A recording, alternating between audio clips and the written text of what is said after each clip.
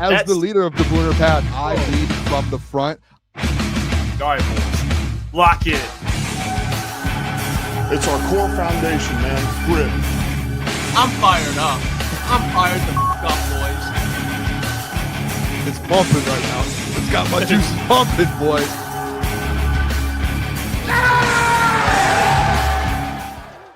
What is going on, everybody? It's Crunch Time Sports. Jeff and Booner here. It's Friday, November 7th. 2 days away from game day for the Lions. It's going to be a good weekend. All right, it's going to be a fun game day. We're back today. We have a lot to get to. We have to talk about John Morton again. Because a lot of things are coming out, quotes that are kind of contradicting each other, which, you know, we'll react to that and give our thoughts on that. We also have a very special guest joining the show, David Harrison, who is the host of Locked On Commanders, and he covers the Commanders as well. He's a beat writer, digital beat writer. He'll be joining us at 8:30. He joined us before the playoff game last year, broke down that game for us. Looks a little different, but he'll still share his thoughts on this Commanders team that the Lions will be facing. And then we'll get into Pick'em. We'll talk to Caleb as well. Caleb's going to join. We'll talk some Tigers. We'll talk some Pistons. It'll be a good show. So we got a lot to get to today, Boone. Friday. Should be a fun show. I'm pumped up. Are we, by the way, I just remembered this. Are we back at DraftKings officially on Sunday? So I'm waiting. I texted today to get the confirmation. I'll know. We'll post tomorrow. We'll let the people know by tomorrow. Okay. Yeah, because I was wondering that. I'm pumped up if we are. It's supposed to snow on Sunday too, by the way. I saw Sunday. There's like a high chance. Monday, there's a high chance. Yeah. My boy's back in town from Australia, and he texted me. He said, "Are you keen? Are you keen to go to an apple orchard on Sunday?" I said, Keen. "Yeah." He hit me with the keen. And I was like, "Yeah, Wow. If it's in the morning." I had the Lions game, but then I remembered snow. There's snow. Isaac said the course just closed. That's sad. I haven't golfed in a month. I was hoping to get out one last time before the season ended. I think we need to plan a trip out to Isaac. We need to stay out there and play a couple rounds out there when the season opens back up next year. We need to do that. But snow though, which is crazy. Yeah, snow's already here. I don't know. I can't remember if last year feels like Michigan's just just Michigan. Living in Michigan is just, you don't know if it's going to snow in November or snow in January. I mean, no clue. Really, I mean, it snowed on Halloween before. I remember my senior year in high school, there was just snowing on Halloween. I was like, this is kind of crazy out here. Yeah, and then like Steve Wild says, next 4 or 5 months of darkness and cold. I mean, yeah, it gets dark. I mean, you saved it. It was cool. See, it's always cool for the night of, because you get an extra hour of sleep, or it's so cool. At midnight, and then you see it go back to 11. You're like, sweet. And then the next week, it processes that, holy shit, it's getting dark at 6 o'clock at night. You know, but it's the worst. I mean, even before though, it was getting pretty dark. But it is I'll say this, like the winter. I do enjoy the winter. My favorite holiday is Christmas. I'm a big vibe. Christmas is a vibe holiday. I think it's the number one vibes. I get a good vibe. I like the vibes from Christmas. There's two things I hate. One, I hate how it gets dark, and two, I love the snow. I think the snow is a good vibe. I hate driving in the snow. It's not because me driving. It's more so just there are just so many people on the road who are so bad at driving in the snow. It feels so dangerous every time because people just they have no clue what they're doing. Zero. Yep. I compare it to rain here. I don't know. I can't speak for other states. I lived down south for 2 years. They drive way different. Drive insanely different. You know, in Georgia, they would allow, Georgia, they're letting everyone through. They're going 10 under the speed limit. Everyone's just cruising. It's so bad here. And then you move back up north. It's a different breed out here. Dude. It would snow a couple inches in Georgia. They close down the schools. An inch or two. They don't know how to drive in it. They close it. Here, completely different. It's raining. People are going 85, 90 on the freeway. It's crazy to me. And you know what? I love, me and you have talked about it. My next car, I want to get a nice truck. You said you're probably in the same boat. The one thing I do hate about the snow, these people in trucks, and there's probably people in our chat who are truck guys. They'll be pump my truck. I mean, these people are going 100 in trucks just flying by. I'm like, all right, man. I can't wait to get a truck, and I'm just gonna I can't wait. I'm joining you. No, I won't. But people are. It is crazy. I don't know. It's something else, man. I do dude, I drive an hour to work every day in the snow. If there's a snowstorm, I just text I'm not driving in this. I'm not doing it. No, I Get Boy wants this. What port of Georgia were you? And I was I was in Forsyth County. It's a county called Cummings, Georgia. Cumming, like Cumming. Yeah. You wanted a reaction out of that? No, I wasn't sure. Can we also too, just real quick, because there's people that can we address this? Can we address this? We have no clue what happened with Woodward's YouTube. I mean, I've seen a million comments the last 24 hours, 48 hours. No clue. Suspended something. I don't know. Yeah. We're pretty set. Like, I mean, we went through our thing last year with YouTube where we got people didn't know we got demonetized for like 6 months. Yeah. Yeah, or 3 months it was. Yeah, whatever it was. And I mean, they just YouTube has rules, man. We have no clue what happened with them. That we don't know. I just see people just constantly putting in the chat the last 2 days. Love everyone there. I haven't heard anything, so I don't know. I actually hit easy up. I was like, "Is everything good?" And then he hit me back and he sent me a game, iMessage game, and he didn't say anything. I was like, "All right, bro." Well, the thing about YouTube that's so sometimes frustrating is they don't always tell you why. They'll shut it down, man. You just get shut down, and they don't really tell you why. And I found out because I'm in charge of our YouTube. I had to dig into like the YouTube rules, and I found out that we did break YouTube. It's very simple. You can't put a piece of content up on YouTube that you didn't create. Point blank. That's all it is. All right, and it's very simple. It seems very simple. If you didn't create the content, don't post it. So you see us now. We don't mess around when it comes to YouTube. Yeah, now our YouTube is pretty. We were putting up a lot of things. We were getting a lot of views, man. They said, "Hey, you can't get views off other people's videos." And we were like, "Oh, really?" Yeah, you posted Jahmyr Gibbs' 15-yard touchdown run from the game. Like you're getting banned. Like you can't do that. Copyright, infringement. You can do it on Instagram. The one that got us. If people want to know, the one that got us, the final straw for us was we posted there was 2 of them. We posted a Bussin' with the Boys clip that was very good, and they actually all liked the video on all of our socials, and we posted that on YouTube, and that was one of the ones. And then the other one was, I think it was Jared Goff undercover. Yeah. That one hit 1 million, and then YouTube was like, nope. As soon as they saw the 1 million, they were like, "What's happening here? Is this them?" We got kicked. Yeah, that's actually what happens. Videos blow up. YouTube AI bots check it out, and they're like, "Oh, this is weird. This isn't their content." Yeah. Boom, we got demonetized. I saw it too. I told you before the show. King, who does everything, King does a great job here. I saw him post a TikTok. Yeah. His YouTube got banned for 7 days as well because he said it was like copyright stuff, and he said that he didn't. They didn't say anything. It was just the AI. They have new AI bots that go through and they check. And he said he got hit with it as well. So we don't know. We don't know a thing. I did hit easy up to try and get clarity. I was like, "Bro, what's going on?" Because I do watch the heavies. I love those boys. So I do watch them. And when I saw they weren't on, I was like, "What's the deal?" And then that man just sent me back a dart game. And I said, "All right." I said, "All right, man. There we go." Shout out Easy. Shout out Spenny, Chris, the boys, Nick. Fellas. Yeah, like Steve Lehman. Like I posted a video from a Garth Brooks concert I went to, had over 250 views. They deleted my account straight up, no warning. Sometimes, by the way, the AI bots are not always correct. I mean, they sometimes will get things. Well, you were able to as well. What's it called? Like we were able to appeal it, and it just most of the time, like we deleted the videos and then appealed. So maybe they were like, "Oh, maybe we messed up," but it was just like we did break the rule. Right? You know what their appeal process was? It's so stupid. And we'll move on. I just want to. The appeal process when we got demonetized was I had to show them video evidence that I created that video. It's like, dude, it's post. I mean, what do you want me to do? Record myself editing? Which, by the way, I did. I actually did record myself editing clips. I want to see that. And I sent it to him. I was like, it's literally the stupidest appeal process. And then we got denied anyway. But it's like, I don't know. It's so stupid because YouTube doesn't have a number. Like they don't have like a customer service line or anything. You just get screwed. And then there's no actual human controlling YouTube. I think it might just be a computer. Like a bunch of lizards, like a bunch of Adam Silvers. Lizards. Yeah, it's like lizard people. I was more so just thinking like it's like robots, like AI. Lizard people. This guy just came out with lizard. All right. Yeah, I wouldn't be surprised. All right. They don't I don't know who's running YouTube. It makes no sense. I don't know. But yeah. I'm sure Woodward will be fine. I don't know the problem with it's gotta, they'll get back, I'm sure. Most of the time those bans are the first one are 7 days. So they'll probably be back next week. That's the thing too. There's no like strict like policy on like what time. It's just like we got 3 months. Some people might get a week. Some people get permabanned. I don't know. It's just like 3 months hit us too. We were like, bro, what? It was like how do you come up with 3 months? Like it was a random 3-month ban. I don't know.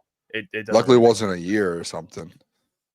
Yeah, and actually, the people, shout out to all that subscribe. I mean, you guys were amazing. I mean, we got super chats. I mean, people were supporting us through that process because there was no ads on any videos. So, we were just making free content basically, which is I mean, we love doing this anyway. But yeah, people were awesome when it happened to us. But that was a long 3 months. I'll tell you that. Yeah, that was also the first 6 months we were in this thing. So it was definitely some adversity for sure. Yeah, yeah, there's no doubt about it.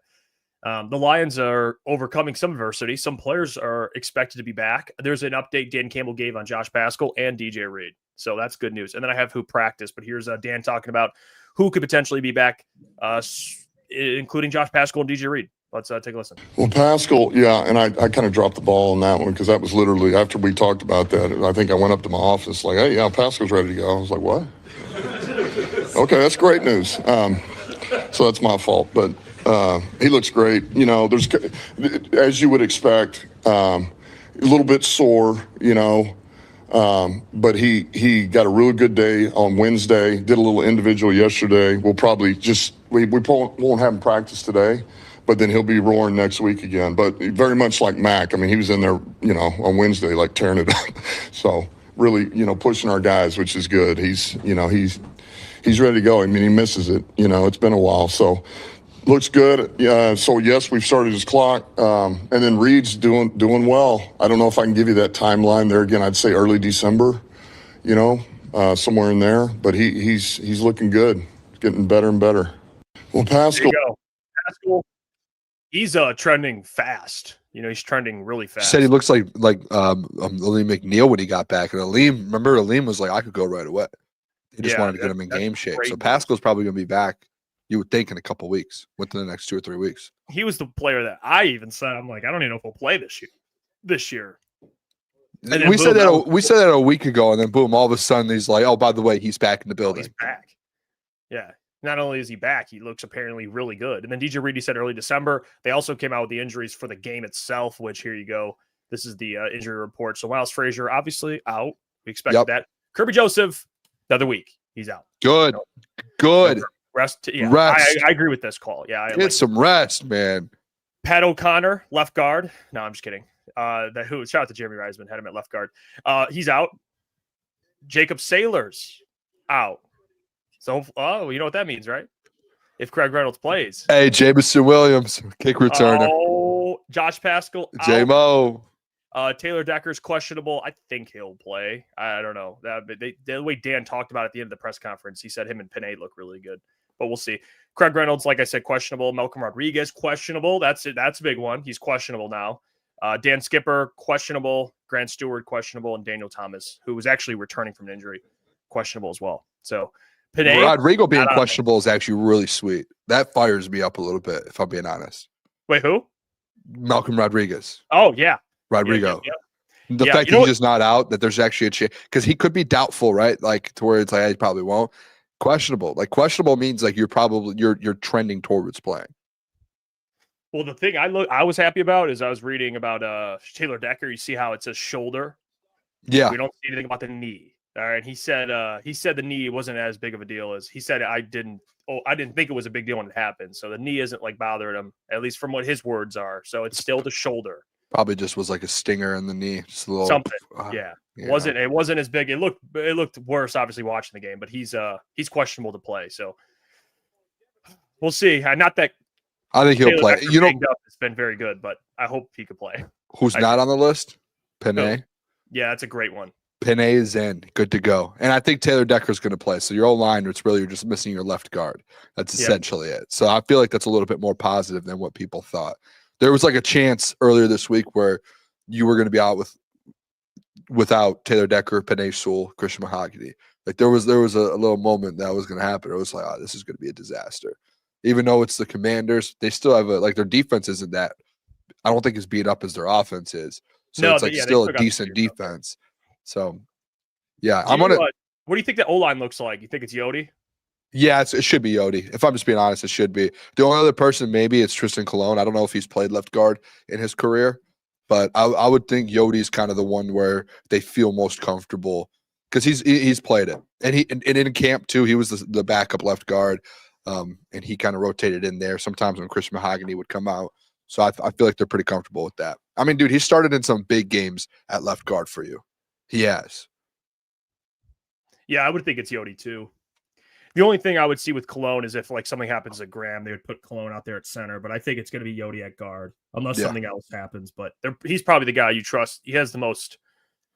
I mean, he's played with Panay and Taylor. You know, he's played. Obviously not. I think maybe. I don't know if he's played with Graham though. I don't know if he's played with Graham. Yodi, because I think Graham played guard when he was out there. No, I don't think so. But he's been out there with some of the starters already in his career. So I would tend to lean it would be Yodi as well. Actually, no, he has played with Graham because he would have been when Graham stepped in for Frank when Frank was down for a little bit. There was a couple games. It might have been the Packers game. I don't know. There was a couple games, I think, last year or the year before. No, there was a time where Frank was down and I think Graham stepped in. My guess would be Yodi was next man up. That's my guess.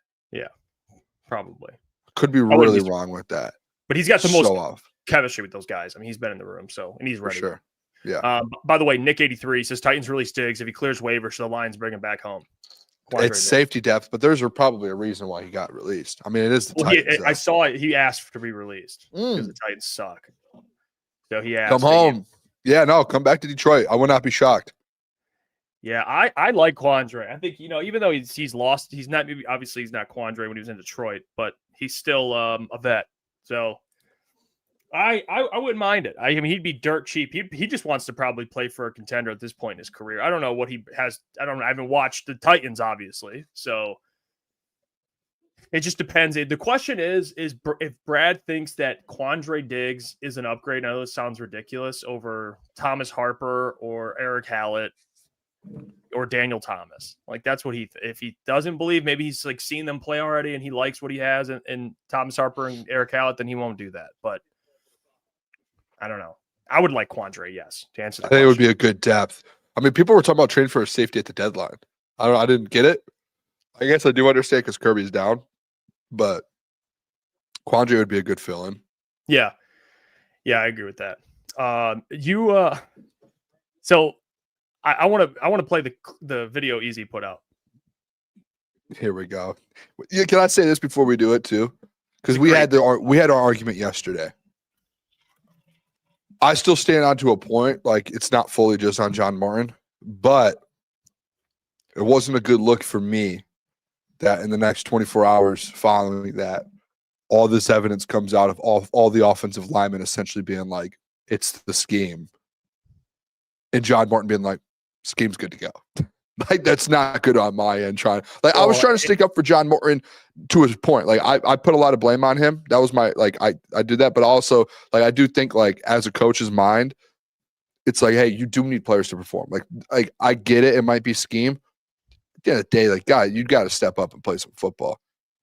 That was my point yesterday. That was kind of my point. So it didn't help either that Dan Campbell today said that maybe he did mention the scheme in his press conference too. He said maybe he did mention part of the play calling and whose number to get called. Like he did signal that, but then he said, I'm not worried about the play calling. So I think he kind of walked it back, but he did say like, something about play calling, which it's like, which is like, you got to watch. Cause if this fan base is waiting on something like that, they're meant for Dan to say something about play calling.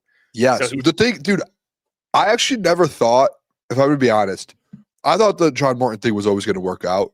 I know you and Klotz were a little more questionable. I thought it was going to work out. There wasn't maybe there was like 5% chance in my mind to where there would come a point to where he actually, like the fan base was actually like fire him. After today, I'm like, I actually got a feel. I don't know if you like, do you know, like when something's starting to actually become serious, you start getting that feeling. You're like, oh, wait, this actually might be happening. I got that feeling today with John Morton potentially not being the play caller. And it was because of it's not a good look to have, and we're going to see the video here in a sec. It's not a good look to have your OC saying one thing, and your players going literally contradicting the exact thing that you're talking about. And Dan Campbell. Yes. And he essentially is like blaming the players not playing hard enough. And they're being like, no, it's the scheme. Like, we're playing hard. It's not a point of us playing hard. It's a point of putting us in the right positions. That just doesn't feel like a good mixture. And there were those tweets of talking about John Morton when he was with the Jets in previous spots about not being able to establish the run, not being great in these exact things that are going wrong right now with this team, the things that we all question. And it actually hit me earlier today. Like, there actually might be a chance that by the end of the season, he's not your OC. And it's crazy to think because you do have such a good team. It's nuts. Stephen V, appreciate the $5. He says, unfortunately, Johnny Moe is the new AG. His scheme is too simplistic and requires players to play perfectly. There's no scheme at all. Appreciate that, Stephen V. Thanks for the $5, my friend. I will say I'll play this video. We'll give our thoughts on it, and then we'll have we'll get David's thoughts on the game. Let's do it. Let's play this. Shout out to Easy, well edited video. Yeah, I thought that this was great. Super elite video. But here's saw it at like 1 a.m. last night. Here's the video Easy put together of all the players and coaches' quotes. Well, I mean, first and foremost, you assess the problem and see what it is. And it was kind of what I felt it was even during the game after watching the film. So you assess the problem, you find it out, and you address it head on. It's protecting the protection and all of that. That's the biggest thing.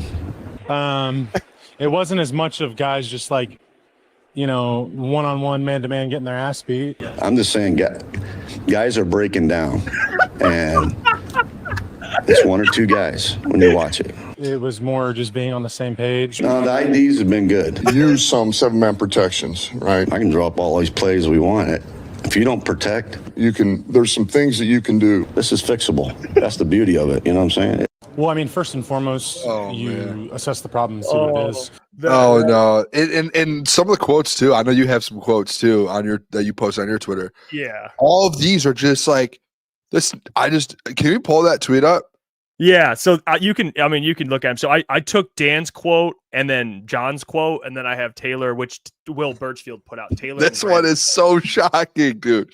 So I put out today, I said, what is going on with this Lions offense? Dan Campbell said, listen, we did not handle some of the communication well. That's the bottom line. We're better than that. We just are. And then John said, our communication has been really good ever since the Green Bay game. It's been really good. and then Graham and Taylor. And then Graham and Taylor commented as well, which Will put out. Graham said, I think last week, by the way, John harped on one-on-ones or losing one-on-ones. Graham said, I think last week was more about the scheme stuff that they did, the Vikings did, and countered the Lions and straight up actual O-line play. They schemed us up pretty good.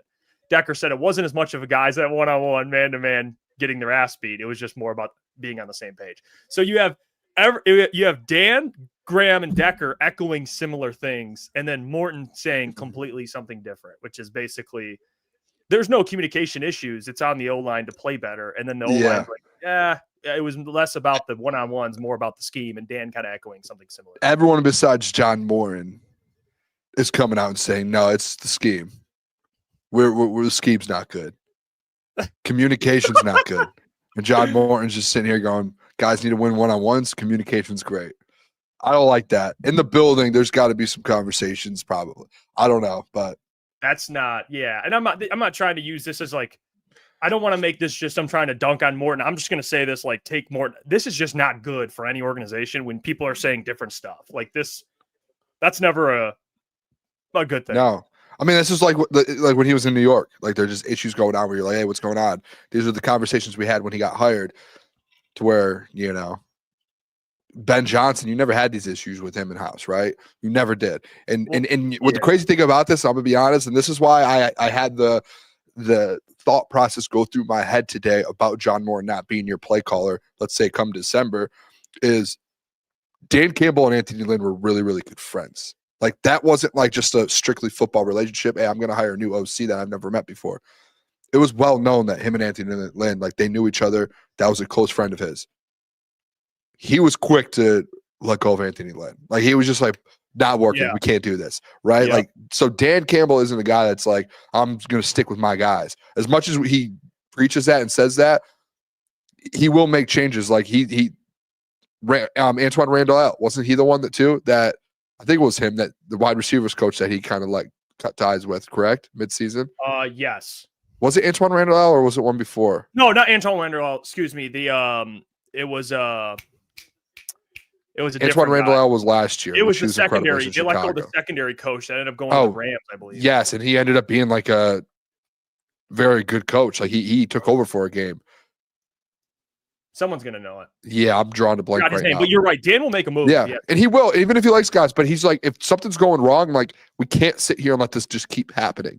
So I wouldn't be. That's why it hit me today, where like these issues are going on. This just does not seem like a Detroit Lions Dan Campbell organizational thing that they usually have. Aubrey Pleasant, by the way. That's what it is. Thanks, Dalton. Yeah, Appreciate Central it, Michigan man, I believe. So yeah, so I just wouldn't be shocked. It hit me today. Today was the first day I truly was like, if this offense doesn't get this thing figured out, they can still put 20 points a game up. But if there's like internal issues and the run game can't get going and the offensive line struggling, Jared Goff's on track for the most sacks in his career, like that's just not good. It isn't good. And I'm with you yesterday. I apologize. Maybe, we got a little too, I went at it a little too much. But you're right. Like if other bad O-lines can figure it out, why can't the Lions? I think where me and you are more on the same page. I think the players need to take responsibility. I just think where me and you disagree is I think majority is on on John. Screw the percentages. Like we don't have to do that. I just think if you had to split a pie up, I think more of that pie is on Morton, and there's plenty of pie still on the players. I don't want to say that the players don't get any blame or anything. That was really funny the way you just did that. Screw the percentages, but if we were to do a pie, you would away from percentages, just went straight. Let's do the pie. Majority of that pie is going to Morton. All right? So it's still percentage. That's funny. It's just worded differently. I think Morton. And I didn't like what happened today. It wasn't. No, that was a weird. The last 24 hours has been very weird when it comes to that. I want to talk about the offense, and we'll do it after we talk to David here, just about what we expect this weekend. What's a fair expectation? So, allow me to introduce our guest here. He joined us at a different time. It was a very unfortunate time for the Lions when the Commanders belt to ass the Lions in the playoff game. It's David Harrison. He is the host of Locked On Commanders, Commanders digital beat writer for WUSA 9. He's also a vet, by the way. Absolute badass. David Harrison. David, how we doing? I'm doing good, guys. How are you? Well, David, I'm listen. All right, I know you guys are dealing with. We like to bitch about things like our offensive coordinator. It's not going too well. I know you're probably dealing with 1,000 things worse when your starting quarterback stays in the game and dislocates his elbow. But let's just talk about the game. I want to get your thoughts on it. You did a great job last time you were on the show. I want, before we get to the game itself, I do want your opinion. You know about the NFC conference. Obviously, the Lions are 5-3. They're winning, but Ben Johnson leaves. Actually, the Commanders was a team that was trying to get Ben Johnson at the time, leaves. Lions have a new offensive coordinator. It's not going as well. What's kind of been the narrative for someone like you who covers the Commanders, but just the narrative around the Lions here and whether or not they're a legit Super Bowl contender? What do you think of all that? Yeah, I mean, I think the question coming into the season, right, was how impactful would the loss of the coordinators be? Because coordinators are important, coaching matters, all that kind of stuff. We saw a Philadelphia Eagles team come off of a Super Bowl run, lose both of their coordinators and kind of go into the toilet a little bit. And then they had to make some moves and really kind of reset themselves. And that wasn't necessarily predicting that was what's going to happen with the Lions, just understanding like that's a possibility. If the coordinator sees the game one way and the roster doesn't fit that vision, then it's going to be incumbent on the coordinator to either, change the sight picture and paint, something that fits his players better, or they're probably going to fail and they're probably going to struggle a little bit. And I've been sitting backstage here listening to everything you guys have been talking about just for like the last 10 minutes or so. That video is wild. And truthfully, like record and Jaden injury aside, I'm just like, man, at least that's not happening in Washington. Like that's not something I got to deal with here, because that's kind of crazy. But coaching matters. Obviously, talent can get you, so far. Talent can cover up some of that kind of stuff as well. But at the end of the day, like if what you guys are talking about, obviously I don't know about it. I just heard the last 10 minutes. But if that's kind of the theme, at least offensively, like eventually that's going to bite them in the ass if they don't get it fixed. So, those are really the big questions with the Lions coming into the season for us. Yeah, David, I do want to ask for the Commander side of things for you guys this year. There's kind of been up and down, especially with all the injuries. What has kind of been the theme of the season for you guys before we get all into the game and the matchups and everything? Like, what are Lions fans, if they haven't been kind of paying attention fully to what the Commanders have been going through? How has that viewpoint been for you offensively, obviously with the Jaden Daniels, but also this defense as well, and kind of that Dan Quinn kind of style defense there? Yeah, it's just been inconsistent, man. Like, at the end of the day, DQ said it a couple weeks ago that the only thing he can tell you about this team right now is they're consistently inconsistent, and that's perfect. And it doesn't matter which phase of the game, which part of each operation you're talking about, whether it's pass rush, coverage, run game, pass game, even special teams. You know what I mean? Like Jalen Lane, rookie receiver out of Virginia Tech, had a punt return touchdown. I want to say it was week 3, if memory serves correctly, but then he's also fumbled or muffed like 3 or 4, kickoffs or punts as well. So wildly inconsistent there. Quarterback position, not just the play itself, but just having the same quarterback on the field. Like, they haven't gone more than 2 games in a row with the same quarterback so far this season. So it's just been kind of crazy there, man. And I think that a lot of teams, would suffer a little bit of an upheaval of expectation if you were to suffer what the Washington Commanders have suffered through. And from an outside, off the field perspective, like, I think I can talk about that. Fans can talk about that if they want to. The struggles of bouncing back and forth between your starting and backup quarterback, your number 1 receiver not being on the field for most of the season, starting running back, being lost for the year in week 2. They're on their 4th and 5th edge defenders on their roster right now as starters. They lost one of their starting safeties, like all of these things. The core tenets of building a successful NFL roster: you need a passer, you need pass protectors, playmakers, pass defenders, and pass rushers. And literally every single one of those categories, the Washington Commanders have lost significant snaps to a starter injury or more. So it's just been one of those years, So if the last time a Lions fan saw the Commanders play was the divisional round, you're probably going to be a little surprised of what you're going to see on Sunday. Yeah, David. I mean, Marcus Mariota, he's in games he's finished, played and started. He's 1-2. Mm-hmm. I know they gave him a lot of respect, Marcus Mariota. I know he's a veteran. But what does he bring to the table? I know it's not Jaden Daniels. He doesn't bring obviously the skill set Jaden does. But what kind of quarterback has he been for you guys, and what can the Lions expect out of a guy like Marcus Mariota on Sunday? Yeah, Marcus is a guy that can drive the car, right? But Jaden's a guy that can get more torque out of the engine, more horsepower out of the engine. Like, that's kind of the best way to really describe the two side by side. Like, Marcus can do enough things to let you move the ball and do all these things. He just can't elevate the play of everybody around him, And if you go back to the last time he started a game for the Commanders against Kansas City Chiefs on Monday night, like, if you just look at the score, 28-7, you think, okay, like, that thing probably got put away pretty early and Commanders weren't, super competitive. But in reality, they were in position to score 3, 4, 5 times in that game and had opportunities. They just couldn't put the ball in the end zone and couldn't convert on some of the 4th downs that they went for, knowing that they were facing an offense on the other side of the ball that was going to probably put up some points. And, that wasn't all on Marcus, but, like, that's just kind of the element of, like, he doesn't raise everybody else's floor. So when a receiver doesn't necessarily, run the right route or run the right assignment, where a guy like Jaden might kind of see that breakdown and make something else happen. With Marcus Mariota as your quarterback, it kind of goes as an incomplete pass on a 4th and 1 that, probably should have been a touchdown and things like that. And that's just the kind of thing that happens. So early on, and even last year, Marcus came in halfway through their final game of the season against the Dallas Cowboys, led them to a comeback victory, had a really good game against the Carolina Panthers coming in, for Jaden when he got injured in the first drive of the game. And what you usually see is the guys around him kind of elevate their game. And I think it's just kind of a natural side effect of knowing that you don't have a quarterback that can necessarily elevate you. Unfortunately, this season, everybody's inconsistent, right? So, like, they're not really elevating their games either. We saw it against the Las Vegas Raiders. They actually did that on offense anyway. But ever since then, Atlanta and these other opportunities that Marcus has been in there, the inconsistencies from the players around him have shown up. And when you have a quarterback that also then can't elevate everybody, it just leads to usually negative results. Yeah, can I just ask about some of the weapons that you guys have this year, David? Like, obviously the rookie running back Ja'Cory. I think people call him Bill. Is it Bill? Yeah. I like that. I love that, actually. I like Bill.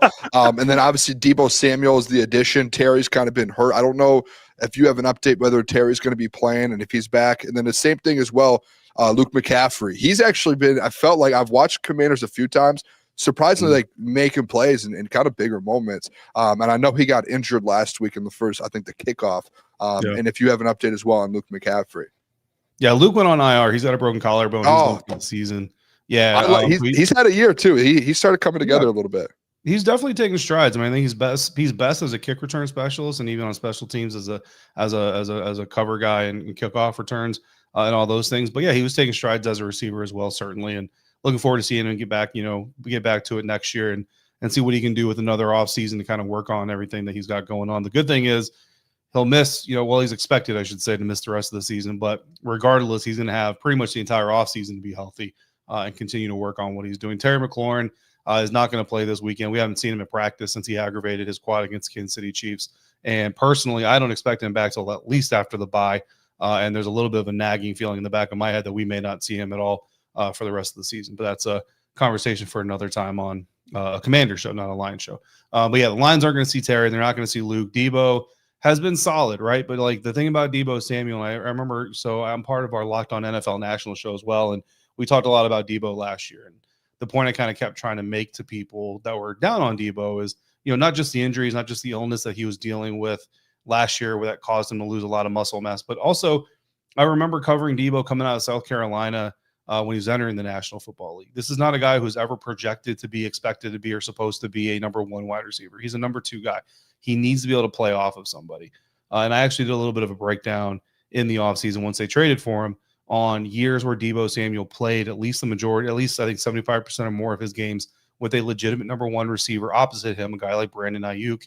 And then years where he didn't have that legitimate number one receiver opposite him, and the numbers were significantly worse. And just goes to reinforce the understanding that Debo's not a number one guy. He needs to have somebody to play off of. With Terry injured, he doesn't have that, right? So the passing game gets limited. There's really not a lot of other guys on the field that can get separation. Jalen Lane has speed. He doesn't have route running refinement. He doesn't have that ability to kind of really get out of his break with suddenness to get away from defenders. And the other guys on the roster, Chris Moore is a travel mid veteran for a reason. Traylon Burks is trying to revive his career after kind of flaming out in Tennessee for a reason. So, we'll see what they can do on the field this weekend. But for the most part, that's just kind of the situation is you can man them up, right? That's what the Dallas Cowboys did. Worst defense in the NFL. And they said, hey, we can run with this wide receiver group and no Terry McLaurin on the field. So they manned them up. They stacked the box. And that's how you stop the run. That's how you pressure the quarterback. And if the quarterback has nobody open to throw to or nobody he can trust to separate at the break point, then it's really hard to be anticipatory with your throws, and it just causes functional problems up and down the operation. So that's going to be kind of the key for the Lions defenses. One, you got to stop Debo. You got to make sure you tackle him when he gets the ball. But at the same time, if your guys can man cover against the rest of these receivers and not let them separate, then it gives you permission to blitz if you want to more than usual, to stack the box or just to be aggressive up front. Yeah, David, a good question for you would be at least someone on this Commanders team, offensively or defensively, that maybe national media or even Lions fans might not know of, but you guys locally are kind of starting to know about. Is there anyone that might sneak up on the Lions on Sunday on either side of the ball that's been playing well as of late? Yeah, so offensively, I think that's it's going to be interesting. But running back Chris Rodriguez Jr. is in his third year out of Kentucky. He was a 6th round draft pick in the last draft that Ron Rivera ran here, so he's a quote unquote Rivera guy, and there's not a lot of those guys left on this roster. But Chris is a guy who every time he gets into a game, even going back to his time with Ron Rivera for that 1 year, he produces. He just does really well. I actually did a little bit of a expansion of his numbers, and if you took his yards per carry average and touchdowns per carry or carries per touchdown average and all this other craziness, and you gave him as many carries as Derrick Henry had, he actually had similar stats projections to Derrick Henry. Not to say that he's Derrick Henry, right? Because that's ridiculous. But just to kind of illustrate how well he did when he was in there. Now, a lot of those carries were also in garbage time. So there's obviously a very big asterisk that has to go with that. So the question coming into this season was, okay, but if he never gets the opportunity to do this not in garbage time, how do we know if it's just the garbage time or if this kid's got actual talent, right? He's a very strong, powerful runner. He's kind of a bowling ball type, fall forward type of dude. So far in his career, he's had very good ball security. So he kind of does a lot of the things that NFL teams say they want out of running backs. He just can't get any burn. Earlier in the season, he started 2 games actually for the team, really set the tone, physicality. One of those games was against the Los Angeles Chargers on the road that they ended up winning.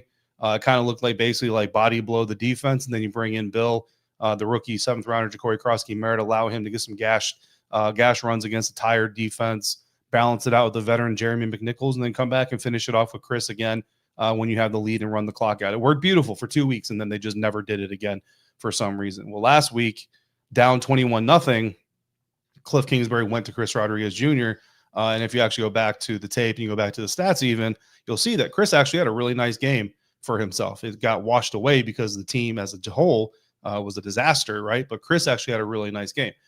So, once again, the question came up from Commanders fans.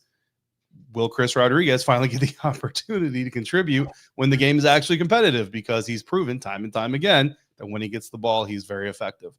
I've gotten to the point where I can't try to even predict that it's going to happen, but Chris is a captain. So the Commanders do game-to-game captains. They don't have season-long captains. Chris Rodriguez is a captain for this weekend. And the Commanders know, I mean, this isn't how coaches operate, right? But the Commanders know that Chris Rodriguez has a very kind of a cult following within the Commanders fan base, right? He's not a household name, but he certainly has his fans out there. It'd be a little messed up to make him a team captain than not have him involved in this game. So I kind of feel like they're going to get him involved. So offensively, he's a guy. Defensively, I think Deron Payne has had a really good season, but I think a lot of people know about him. Trey Amos, I don't know if Lions fans really know about. Loved him coming out. Rookie cornerback out of Ole Miss by way of Alabama, by way of Division I. Like he's been the most consistent defender on the field when he's been on the field. Unfortunately, again, if you only watched them like prime time last week because they play the Lions next, let me check them out. What you saw is a guy running away for a 60-yard touchdown from him, but he had an injured hip that he suffered in that game, which made him run like a 70-year-old instead of a 23-year-old or 25-year-old, however old he is. But he's been cleared for this weekend, so he should be out there.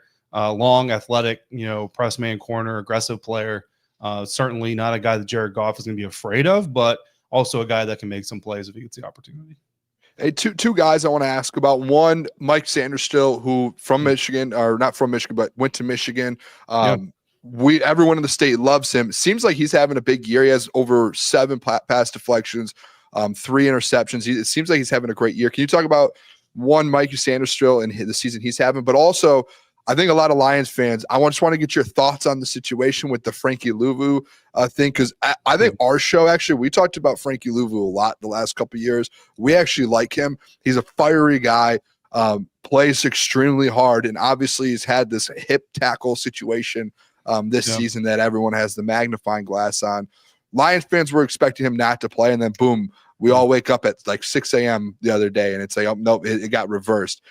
Can you talk about that as well a little bit with Frankie Luvu? What happened with that, the hip drop tackle, and how that thing got overturned as well? Yeah, so I'll start there. The hip drop tackle thing is a new rule in the NFL, relatively speaking, and how to enforce it and all that stuff is kind of still being worked out by the league. And what they did is originally they suspended him for 1 game without pay, which would have been this Lions game, because he has multiple hip drop infractions. The kind of the kicker of it is none of the tackles that they are punishing him for, and he's been fined for the first 2, and he's now been fined for this 3rd one as well. None of them were penalties on the field, right? Like none of them were flags that were thrown in the moment. And actually, Bobby Wagner kind of spoke to us about it in the locker room this week after the suspension was overturned, and kind of said, it's got a little bit of a weird situation right now, because you go out there, you make a play on the field, you do your thing, you come off the field, and you might win or lose or whatever it is, but you kind of just think you went out there and did your job. And the next thing you know, you're getting handed a letter that says you've been suspended for actions that you didn't get a penalty for. There was no real negative reinforcement on it, on the field type of thing. So it's just a little bit of a confusing type of situation. We know that the league wants to get rid of the hip drop tackles because they're very well known for causing, severe ankle and knee injuries, and the potential of injury is really high. But the question right now is still like coaches, Joe Witt Jr., defensive coordinators, kind of talked about, even they as coaches don't really have all the information they need to be able to effectively teach it, because it's like one thing on the league to say we're going to change this rule and change how you play, but then okay, if you're going to do that, you also need to tell us as coaches how you need us to train this. How are we supposed to fill this gap? Because guys can't just not tackle from the side or not tackle from behind. They got to be able to tackle. So how are we supposed to teach them to tackle to avoid doing this realistically in order to make this a thing, right? So it's easy to kind of say one thing and do another. Honestly, I didn't think the appeal was going to work until we heard that Derek Brooks was getting the appeal. And I think a linebacker would kind of understand a linebacker going through this shift, especially Derek Brooks playing in the decade and the era that he did, trying to kind of put himself in Frankie's shoes of, nobody in real time. No, like you didn't get training camp, instruction on this. Like It's basically just something that these defenders are being told, hey, don't do this anymore, and just go out there and play the game you've been playing since you were a kid. And nobody, like, the muscle memory is not being changed. That's something else that Bobby kind of talked about as well, is you go out there and play, you play muscle memory. Like, you don't have time, you're chasing down, let's say Amon-Ra St. Brown, let's knock on wood, nothing happens this weekend, right? But like, you're chasing down Amon-Ra St. Brown, especially if you're a linebacker. Like, you don't have time to think about, is this allowed, or do I have to do this? My body, like, by the time you think about all that stuff, now Amon-Ra is 15 yards away from you and you just look like an idiot, right? So there's a training aspect to this where these guys need to get reps and understand how it is they're supposed to change their technique before the NFL really needs to come through. Now, on the other hand, the league is going to say, okay, yeah, dude, but not everybody is doing this 3 times in the first half of the season, right? Like, other guys are adjusting and not doing this as much as you are. And that's kind of where the fine comes in. You got fined $100,000, which, look, his game check is a little over $500,000 per game. So getting fined $100,000, but getting to play and make the other $400K is certainly a better outcome than losing a full game check. But it's still a little bit of frustration, going on there. But Frankie's doing what he can to try to avoid that situation moving forward. And hopefully it doesn't pop up in this game as well. As for Mikey, if it does, just Lions fans, like, Frankie is not a dirty player. I will tell you that 100%. And Frankie's a guy who loves the game. He loves competing. He loves other players. He will never, ever. So if it happens, it's unfortunate, but I promise you, it's not out of any type of, villain status for Frankie. Yeah, we love Frankie Luvu over here. Yeah. As far as Mikey's actually had a very up and down season. Like, I know the stats look good. The 3 interceptions, he certainly leads the team in interceptions. Actually, I think outside of Mikey, only Marshawn Lattimore has an interception. He's got 1, and now he's out for the season with the torn ACL. So Mikey, moving back inside, he was really good outside for the Commanders last year. And we all kind of had the inclination, like, the team was probably going to move him back inside this season. Most of us didn't think they should do it. It's kind of like, don't fix what ain't broke. Like, Mikey was doing really well outside. Just, okay, say, like, you drafted a slot corner, but he became an outside corner and he's balling out. So let him do that. Go get you another slot corner, right? Free agent, draft, whatever. Go get you a new slot corner. They didn't do that. They moved him back inside. And it's gone well in moments. It hasn't gone well in other moments. One of the interceptions he has, truthfully, was just a really bad throw by Sam Darnold.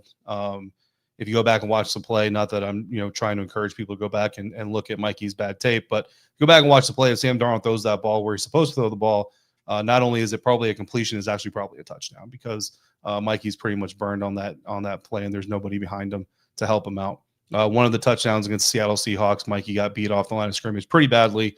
Thought he had help, but he didn't, and he wasn't supposed to. The Commanders had 2 corners and a safety on that side of the field, and the corner that was on Jackson Smith and Jigba had double over the top coverage help from Quan Martin. So Mikey, I don't know why he thought he had top coverage, but he didn't, and he let his guy just run past him. So there's been some really good moments, but there's also been some very bad moments like that. Hopefully he can find some consistency, because very smart player, very mature player, very talented player, right? And you see the reps that are there. So certainly all the confidence in the world in his future. The question is just, is he going to get it back on track this season, or is this something where we got to come into next season wondering, all right, like, his 3rd year, the charm type of thing? And, I mean, the coach is starting to get questions about, hey, like, Mikey was doing really well moving outside. Marshawn Lattimore is out for the season. You got 2 other corners, Jonathan Jones and Noah Igbenogany, who have experience in the slot. Noah Igbenogany actually did fairly well for them in the slot last year. Like, this is kind of we're all kind of cracking the door and saying, like, look, like, there's an opportunity here to put Mikey back where he was doing really well last year. You should probably take it. So we'll see what they decide to do. I would love to see Mikey Sainristil back outside against the Lions. We'll see.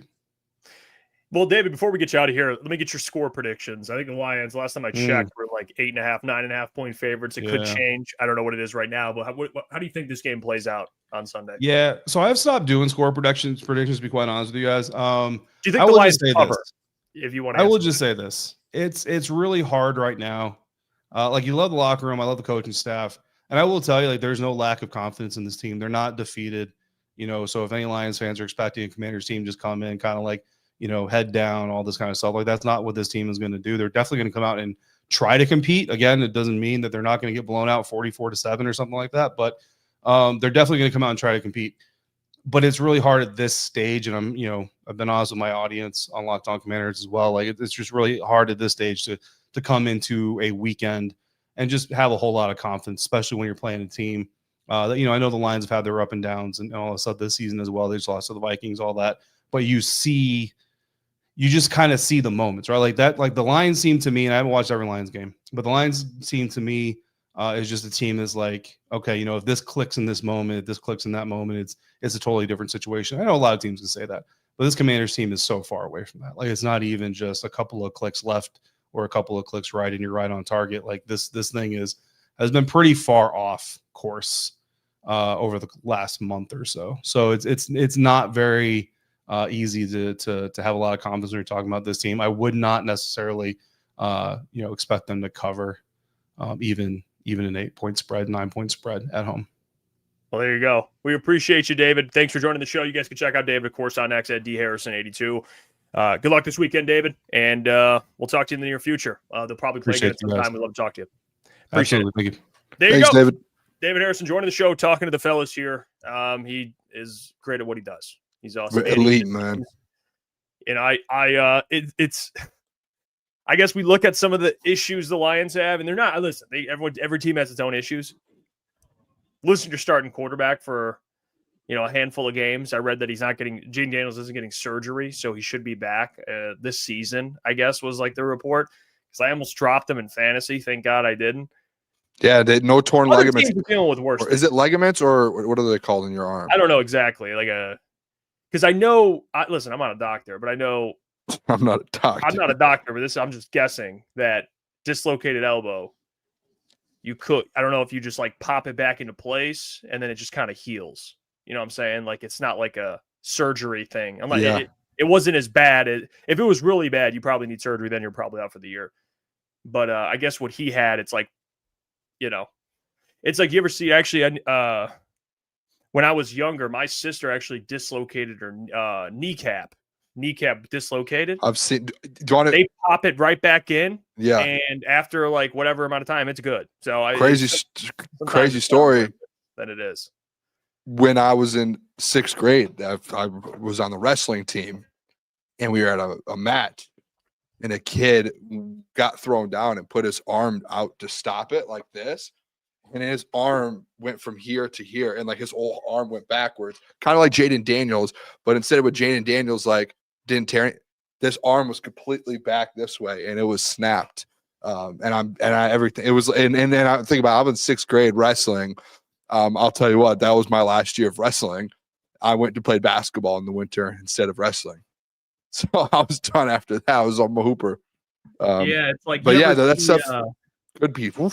You ever see Andrew Bogut's injury when he was on the Bucs? Oh, dude, what's the worst injury you think you've ever? The worst injury, the Kevin Ware one. Watching it, I watched that live. Dude, you're one of the worst of all time. Watching that live, being like, and I was a kid. Like, I remember where I was when that happened because I was a kid and I played basketball. So I was like, he just closed out to someone and just came down on it wrong. I've never seen that before.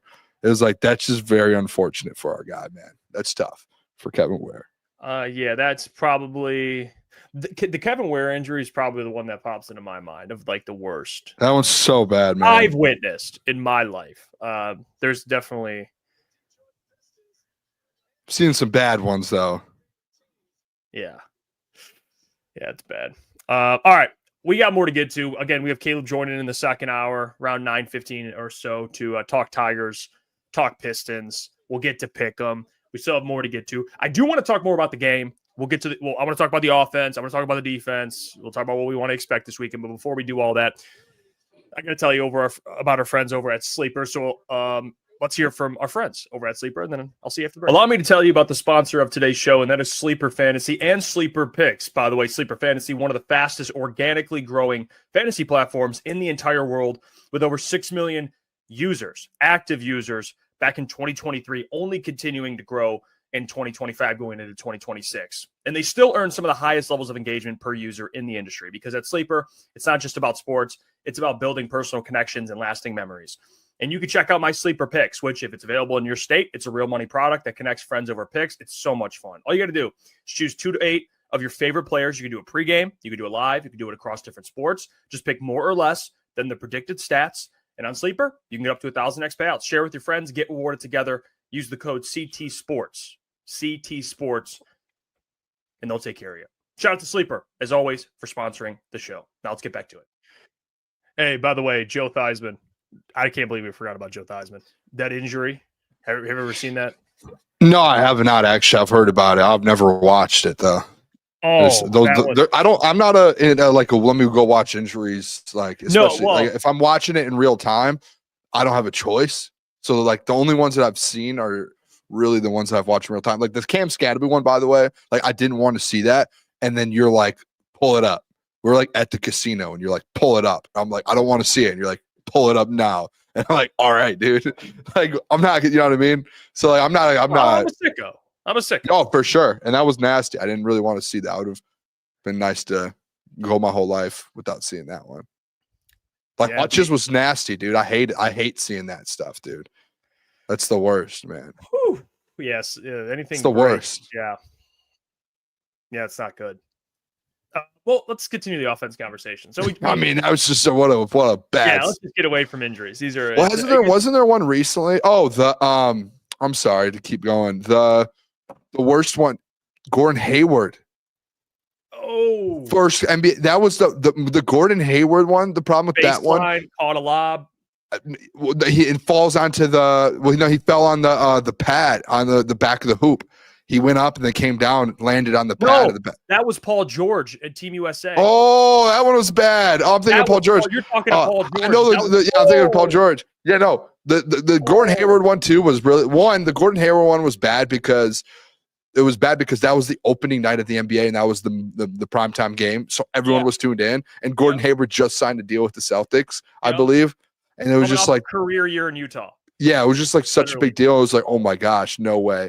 And then two, the Paul George one, Team USA, everyone in the world's watching him play. I think it might have been. I don't even think it was like an Olympic. It was an exhibition, but it was like their first one before the Olympics, where everyone was like watching it, and it's so bad, man. Oh, that Paul George one's bad. Yeah, I forgot about that. Yeah, that was one I was thinking of the one off the padding on the back, and then they changed the rule right after that. Like padding has to be a certain far back, and they were like, why was it so close to the baseline? It was like right there. Yeah, he tried to get like a chase down block and landed like, he just landed awkward on that thing. I would never chase down a block ever again. Or chase down do that ever again. I mean, traumatized. I saw the Gordon Hayward one, the one live. That was the same. I remember that one. I remember when those happened. Like I remember I was in my friend's house in Morton. Like I remember exactly where I was in his living room watching it. It's like it's tough. Yeah, well, it's too much bad juju for Sunday. You know what? We're talking too many. Yeah, sorry about that. We need to get out of that. I almost told David. I was trying to tell David at the end. I forgot to, but tell Frankie Luvu no hip drop tackles, please. Can we just no more? Just don't do that against Gibbs. Don't do that against Montgomery. All right. If he does, ban him for life. I don't want him to hurt any of these players. So. No, I like Frankie Luvu. Don't do that to our guy. I do too. Aren't we a pro Frankie Luvu show? Actually, we've talked about Frankie Luvu a million times on this show for years. Backstory on Frankie Luvu is Flannel, right?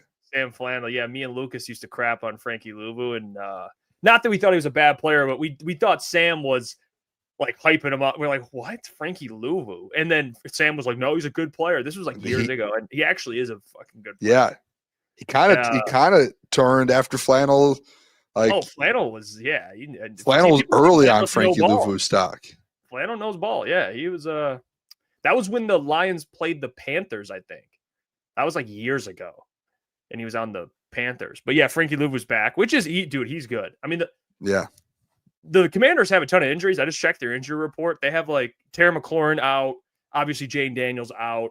You know, they're the running back Bill McCroskey. Love it. Shout out Bill, man. He's gonna play. I mean, that's all ridiculous. This guy Klotz, dude. What?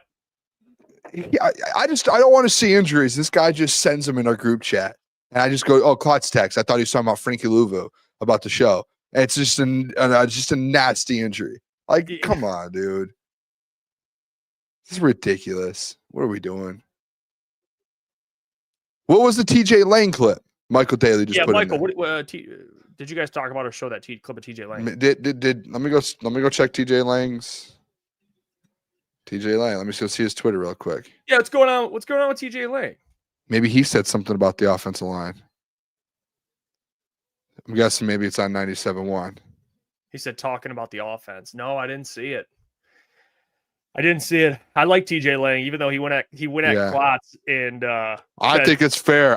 Listen. I'm a TJ Lang fan. I think it was fair. I told Klotz that morning. Klotz called me. I was at the barber. I walked out at the barber shop. Klotz called me. I think me and you were together, actually. I walked out, call him. I said, Klotz? I said, Klotzy, I'm on TJ's side with this one. You're dead wrong. No, you know what? I hung up the phone. I didn't like it because, and not that he went at Klotz over his point. He went at Klotz and disqualified. Yeah, that was the only bad part. He said you can't have an opinion. You didn't play in the NFL, and then TJ Lang's over here tweeting about the NHL. Yeah, that was the only bad part. But I agree with TJ Lang about the Derek. I thought Klotz was dead wrong on the Derek Barnes stuff. Don't ever tweet about anything but football.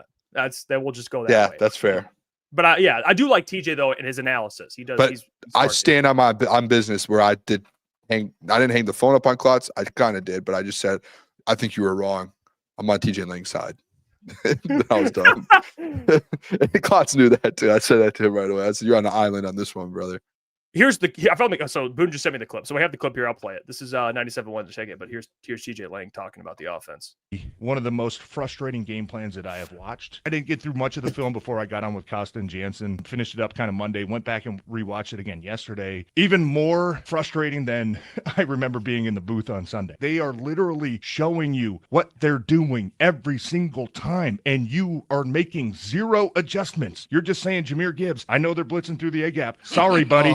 Go pick it up 20 times. I felt so bad for him. Why not put him up in the A-gap and then you stone him without the running start? That's what I was saying during the game. That's what I was saying the next day. It's like you can come up with formations and ways, even if it's a tight end where you motion him and you park him right inside that A-gap between the guard and tackle. Just if they do blitz, you're not getting a 5-yard head start at our 195-pound running back. Minnesota was doing a lot of the similar things where we're going to slant our line, we're going to blitz the A-gaps, we're going to move our linebackers, we're just going to try to stunt and twist on you. And there were opportunities to have some big plays, but there were no adjustments. And the one big adjustment, even watching the game Sunday, we need to start running some counters. We need to start, kind of pinning these linebackers that are blitzing up the middle and the three techniques that are slanting. If you can catch them on a couple of those plays where they're slanting and you pull opposite and get a kick out and lead up, like you're looking at home run plays. I did not see any adjustments. The one time I think they pulled an offensive lineman was the third down where you looked like you were going to have a big play and Montgomery fumbled. The best offenses that I played in, we're able to adjust on the fly. We're not just limited to the plays that we put in the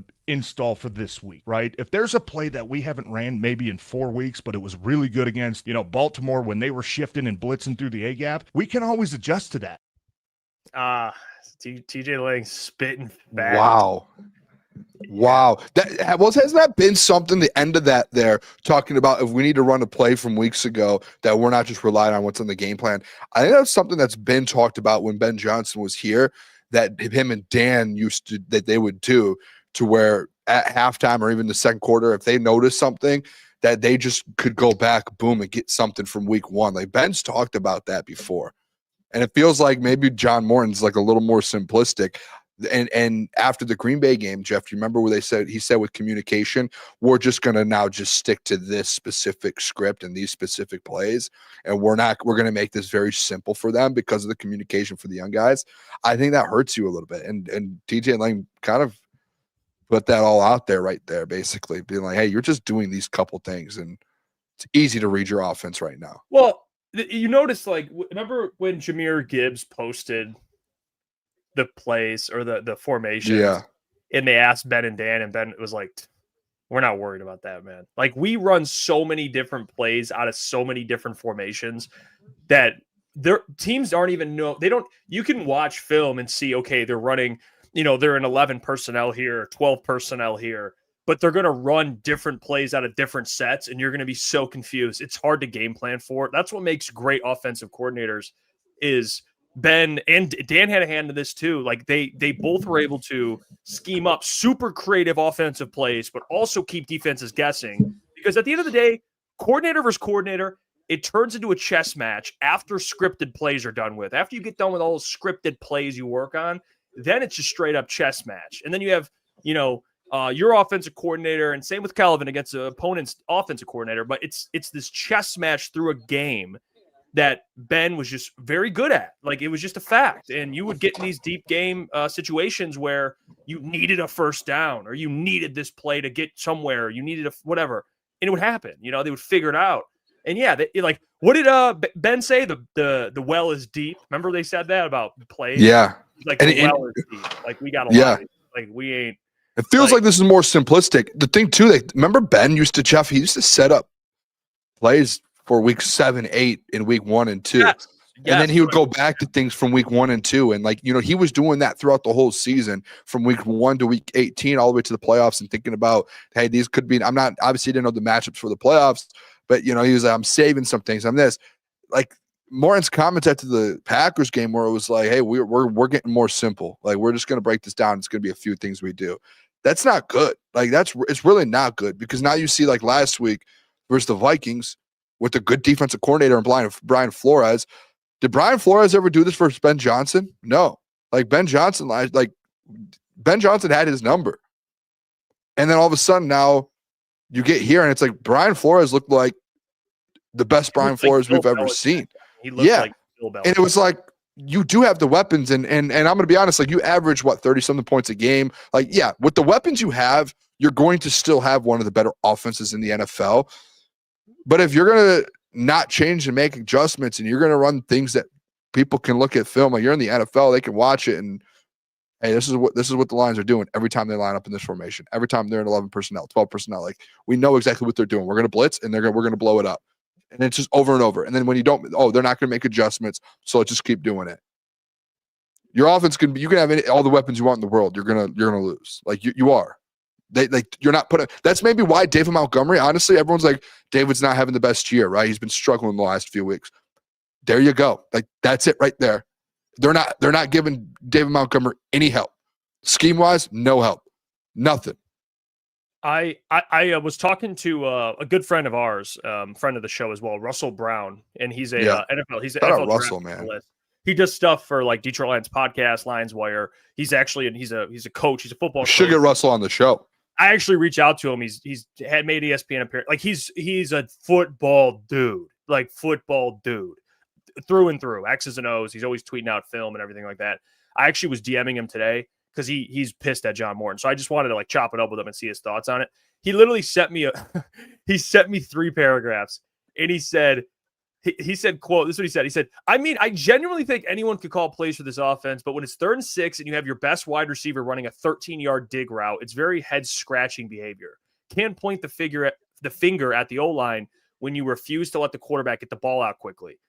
Because, you guys watch these games, like, Jared's doing, like, 7-step dropbacks with an O-line. It's like, and I think Easy also tweeted out some clips of, like, kind of comparing the two, which it's not always, it's different teams. It's a little hard to, like, directly compare, but a lot of the time, there would be these like 3-step drop back, ball out, 3-step drop back, ball out. And it seems like with this offense, Jared's, like, dropping back 7 steps. Like, it's like you're trying to make a big play, but it's like, dude, you don't have the pass protection to do this shit. You know what I'm saying? Like, it's not you can't. It's weird that no one else in the building is stepping up and saying something if this is the case. You know what I mean? Yeah. Like, Jared's Russell, hey, we're dude, Russell's in my DM. He's talking about, like, how John is, like, struggling to make adjustments. It's frustrating him. And he said teams are sending 4 or 5 defenders to get pressure, and your guys are getting beat. But when the whole middle of the field is vacated and you're not attacking it, that falls on you as a coach. And it's actually funny he says that, because if you remember too, Boone, we did watch parties every week last year. You know how many remember we talked with Pedro at DraftKings, and he was a fan of our show. Shout out to Pedro. He was at the DraftKings show. And he was, we were talking about the offense, and he said, yeah, boys, like, Ben was running all these crossing routes, these crossers constantly middle of the field, attacking the middle of the field. And it's a great point, because how often are you seeing that shit even happen with this offense? Like, it looks a little differently, the passing game, at least schematically. Like, you don't see as many crossers. Like, no, Jay, I mean, I'm around a crosser. It's like, if you attack the middle of the field, what does that do? That opens up the sidelines, right? Like, it forces them to have to start moving around. And guess what? The Lions just haven't. One, you haven't attacked the middle of the field, and you haven't, those openings that Russell's talking about. When was the last time we had like a big time sideline player like JMO open or forcing a safety to move? You're not getting any of that. They're not getting any of it. Never. They're literally doing the same exact. That was the ball to JMO. That was late in the game, but they didn't. That doesn't happen. It's been the same, and it's been the same exact thing over and over. And it's like, okay, it's shocking that just again, someone in that building, Dan or someone's just not stepping up and saying, okay, something's got to change here. I'm not saying move John Morton already, but like there's got to be conversations like, hey, this isn't working. We need to try this. We need to do this. Like, and Russell's elite at what he does, man. That Russell's even looking at it, being like, it's right here. Like, can we get Russell in Allen Park? Yeah, I'm gonna probably get him. I'm gonna try to get him on the show next week because he can break down like the X's and O's side of it. That maybe like we're even missing. He would provide more of that because he watches all the film. I mean, you could watch all 22, but Russell, he's good at breaking it down. But the point he was making is a lot of what we've talked about watching the game and what fans are frustrated with is just like lack of adjustments, especially with you have an offensive line that's struggling. How do you scheme around it? John's obviously, he thinks he doesn't really have to. He thinks the scheme's perfect or really good. That's the most frustrating part, man. It's like we're all everyone's asking for adjustments, and he's just like, everything's kind of perfect, actually. And he's the only one in the world saying it. That's what's kind of concerning. That's concerning. Dude's a grinder. It's not about work ethic. Remember the report? He's in there till Friday at night. He said he has like a bed at the facility. He sleeps there. I mean, it's not a question of work ethic. Like, I think he works his ass off. I just think there's something that's not clicking. Like, I don't know if it's stubbornness or lack of creativity. I don't know what it is. He busts his ass. I think that's why Dan likes him. He's a grinder. Like, John Gruden loves him. Like, he knows offense. But it just seems like for whatever reason, something's not clicking. I don't know. It's frustrating. It really is, man.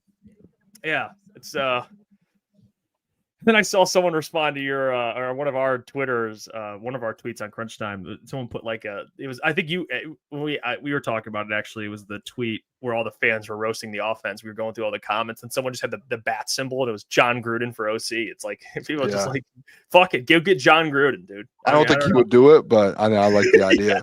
No, yeah, he will. He definitely would. Do you think? And we know what this Jets offense has been like. They've gotten criticism too.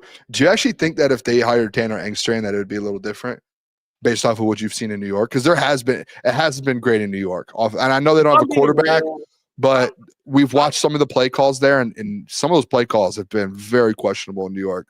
So it's like, who should they have gotten? You know what I look at? I think what I've learned, because I was big on Tanner Engstrand. I mean, no one knew what he would be, but just seeing him get groomed, I was very much like, oh, okay, this guy could be next up. There's a reason, yeah. I don't know. I don't have an answer to say whether it'd be good or not. I know for a fact, him being young, you definitely would have had moments where it's like he's a new OC. So for sure, I think looking back, I wish that Dan would have did what the Eagles did. They lost Shane Steichen. They tried to hire from within. It didn't work. They went and got one of the best OCs in the game, proven, Kellen Moore. Yep. I wish, and I don't know who was available, but I think that's like the strategy with this. It's like you lost Ben, you knocked it out the park. It was an in-house hire, and it was a home run. You're not always going to get those home runs. Sometimes it's better to go get a dude. Who would you have? Is there a name? I don't know. I'm trying to think like who is even available to. Maybe go pluck someone from a different organization. Maybe that is already proven. Like the thing I didn't like about John, the thing that made me hesitant is, he's in his 50s, which is not the problem, by the way. All the people that are in the chat are like, hey, I'm 50. It's not the age thing, but he's only been an OC once, and it didn't work out. Like you'd think for someone that's highly like with that much potential, you think he would have like maybe multiple opportunities. That's what scared me a little bit. I don't know. Maybe you go look at other organizations. I don't know. Like Kellen Moore, what happened with Kellen Moore was he was part of the Cowboys. I think he left the Cowboys. He was in LA. He was with the Chargers. Yeah, was he? I don't know if he got fired from the Chargers. Oh no, what happened was Jim Harbaugh took over and he didn't. Harbaugh didn't. I don't think Harbaugh brought, or maybe he interviewed for him. But when Harbaugh came in last year, I think Kellen Moore was like, or 2 years ago, whenever it was, Kellen Moore left instead of staying. Let me see. And Jim hired his own coach, his own OC. Yeah, you're right. He was the he was the Chargers OC for a year. He probably could have stayed in LA, but if he wanted to with Jim, but I think he decided to leave. And I understand that those aren't always out there. I understand that. You're not going to just find a Kellen Moore. But my point being is you got to get someone who's done it before, I think. And there's, I'm sure, OCs that I don't even know about that Dan they'd be familiar with that are pretty good. Like whoever's Seattle's OC, that dude's doing a really good job. I don't even isn't know that hold on. Seahawks OC. I think that's Clint Kubiak. Clint Kubiak, yeah. Yeah, like that dude's a stud. I think he got hired this past season. Like it's Gary Kubiak's son. Like shit, like I don't know. I mean, you know the name that I thought. Let me go see if he's still on the staff. I want to check real quick before I. Guapo says, "Give it to David Shaw for the love of God." But even David Shaw, like I love David Shaw. He's I mean, you know who I actually said this a year ago when Ben Johnson last offseason before Ben Johnson decided to stay for another year. Do you remember who the number one name I said? And people actually shot it down. We're like, no, Booner, you're an idiot. Because I think he was an OC before. Mike LaFleur in LA under Sean McVay. And when I said that the year before, he wasn't the OC at the time. I believe he was just he might have been the OC, but I think my argument was more so Sean McVay's the play caller, where Mike LaFleur probably isn't a play caller and he would like to be a play caller somewhere. And if he got an opportunity in Detroit to become the play caller and have his own offense, Mike LaFleur would have been perfect for it. And I know he was an OC in New York for the Jets before he went to the Rams. I think he got fired, but he worked under Mike McVay for 3 years, right? Yeah, and he got promoted to OC. I think he was the passing game coordinator for Mike McVay for a little bit, and then he got promoted to OC for the last 2 seasons, last year and this year, or even maybe 2 years ago. It might have been 2023 that he was the OC when he started. So he's in his year 3 of being the OC. That was a name that I brought up even before last season when Ben stayed in Detroit. And that would have been someone just like a young guy under the Sean McVay tree, where you see a lot of those guys go out. Was there? Yeah, OC. a lot of them. A lot of people have. Man, Matt LaFleur was an OC for him. Yep. Who else is there? There's been a couple. I mean, Mike McDaniels, wasn't he with Sean McVay at one point? I'm sure who? Mike McDaniels? No, he was with the 49ers. McDaniels. Yeah, but wasn't he with McVay at one point? No? In Washington, they were all together. Oh, it was Washington. Okay, I thought he was in LA and then went to 49ers. I think Liam Coen might have been there. Yes, he was. He was the passing game coordinator, I believe, actually. Or no, he actually might have been the OC for 1 year. See, like you got to go get. I mean, it's okay to go pluck. Got to know, man. Yeah, you got to. It's okay to go pluck a dude. I know they want like. Yeah, he was the OC in 2022. By the way, I didn't know this. Okay, me and Liam Coen actually go way back. Do you remember my Will Levis hype? Remember how I was pushing Will Levis in the draft? He was at Kentucky. He was Will Levis when Will Levis had his one good year. It was with Liam Coen. Then in 2022, Liam Coen left, went to Los Angeles. Will Levis digressed a little bit. My biggest argument was Liam Coen was in Kentucky. I didn't put all this together until this last year, and I was like, he was playing an NFL scheme with Liam Coen, and then obviously. He left, and then he didn't have as good of a year. But I was like, when he actually played in an NFL scheme, look at what he did. That was my argument. And then Liam Coen, I think, went back to Kentucky. Again, like he went to Kentucky, left for Los Angeles. Just look at this real quick. Can I say this real quick? 2018 to 2020, Los Angeles Rams, assistant quarterback coach. 2021, OC at Kentucky. 2022, offensive coordinator with the Rams. 2023 offensive coordinator with Kentucky. He went from the Rams to Kentucky, from the Rams to Kentucky. I've never seen that before. With quarterback guy. Yeah. So yep. That's what you look for, man. Now I will say.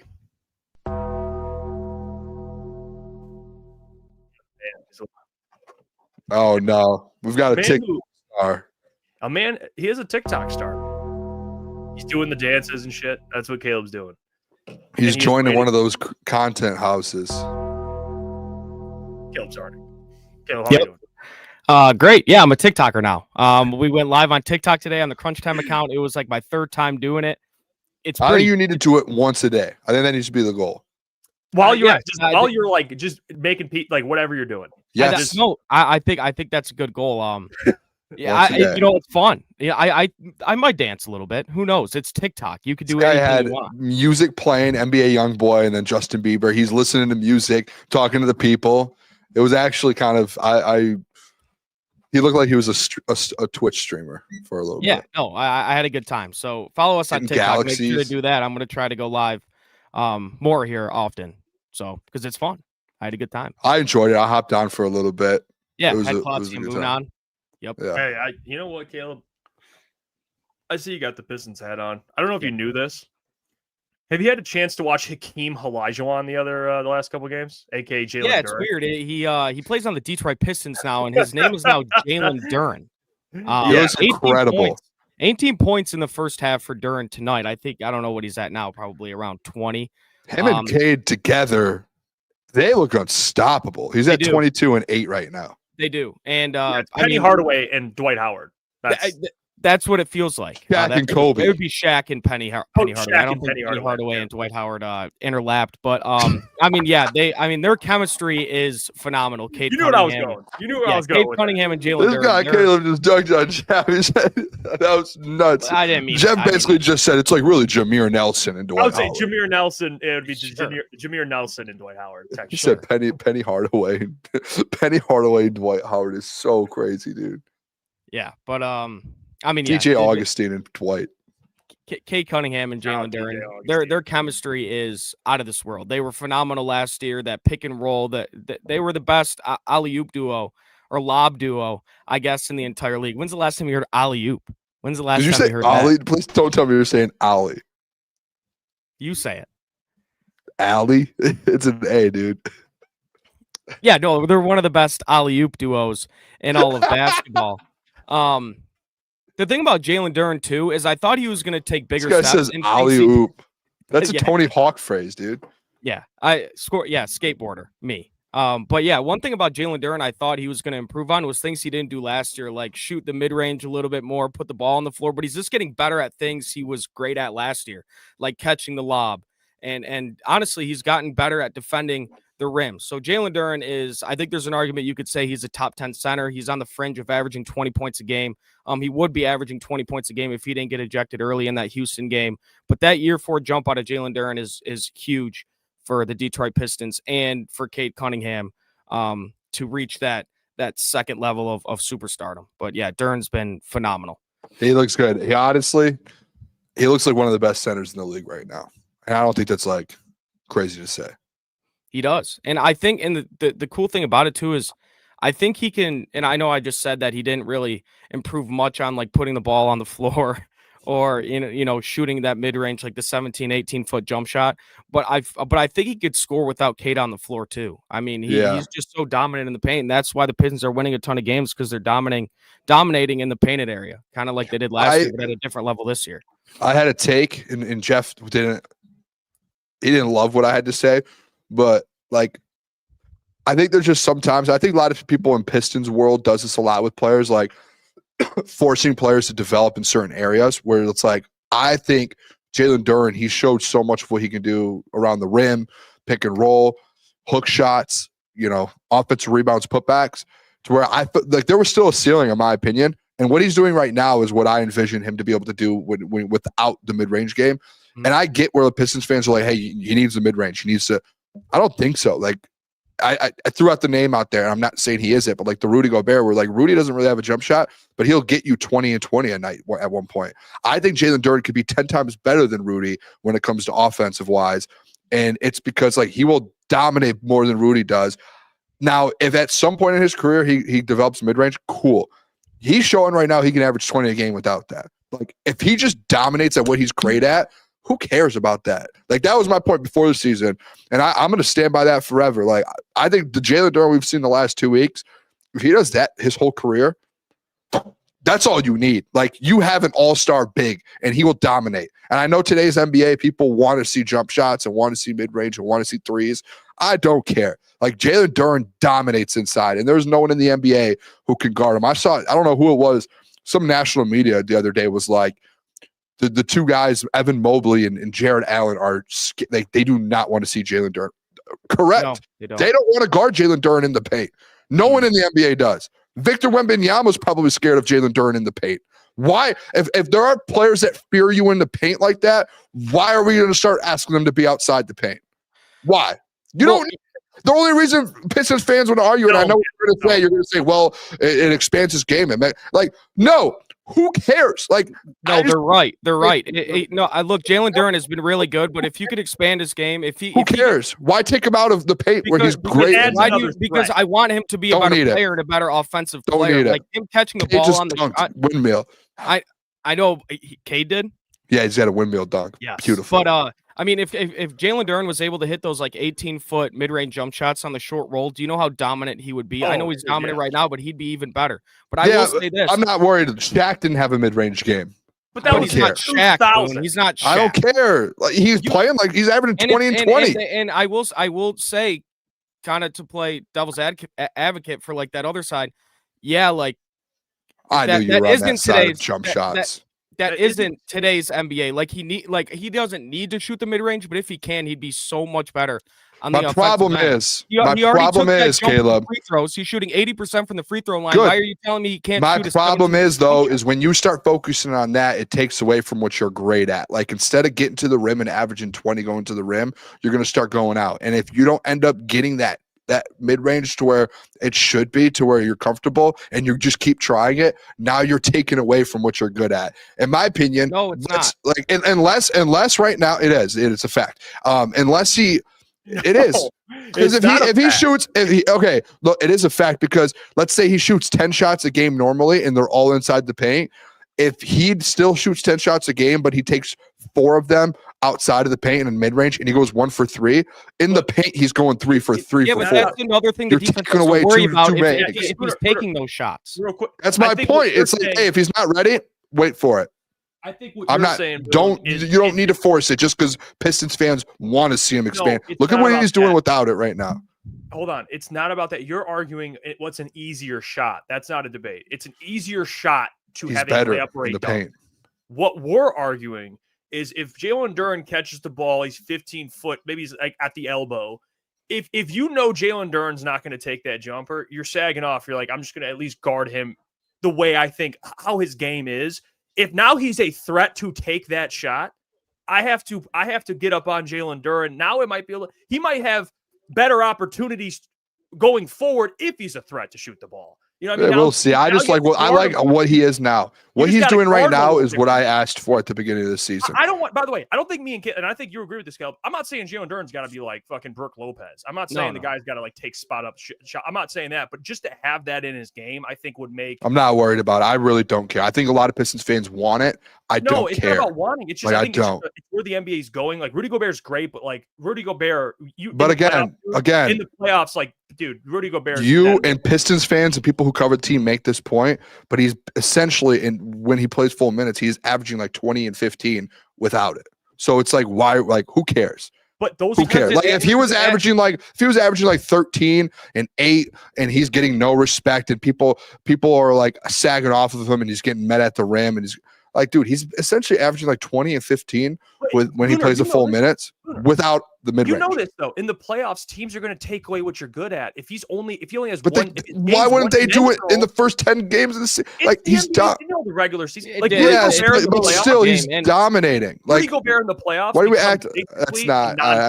We got to move on from this. This is going nowhere. I don't want him to be Zubac. Okay, this is going nowhere. Zubac. I don't want him to be Rudy. He's Gobert. better. Yeah. He's better. Like Rudy Gobert's great. He's won Defensive Player of the Year. In the playoffs, offensively, he gives you nothing because he's better than Zubac. Again, let's move on from this because this is getting nowhere. He's not. We just agreed. He's better than Zubac. I'll draft him right now over Zubac. Well, I agree with you, but I don't want him to have that game where Zubac's just getting putbacks and layups. And agreed. But let's say something else. Before we end, Boone, I want to say I full-heartedly disagree with you. Like very much. So. Disagree with what? The fact that you think he not necessarily. That I think he can get it, and I hope he does. I'm not like pounding the table for it like some Pistons fans are. I don't like, think it felt like all off season. Pistons fans are happy with the way he's playing, but agreed. But all off season, people were like pounding the table like this guy's getting a jump shot. He needs it. He needs it. He needs it. Well, no, if he's going to get this big contract, you don't want to give $30 million to a lob threat. If he's doing what he's done the last, if he is doing what he's done the last 2 weeks, I will give him all the money he wants. Okay, It's let's a see how fact. this translates to the. Let's see it translate to the playoffs. And I don't want to take anything away from Jalen Duren. I think like you're like saying you disagree with me. Like I don't want him to get that. Like if he gets it, good. I just don't want him it to be like pound the table. I don't care. Like he's elite at what he does. Like he is one of the best in the league at what he does. Hey, Isaiah Stewart shooting 3-ball well this year. He is like what is he almost at like high 30s? Hey, shocked. You should have told him to be a rim runner, Boone.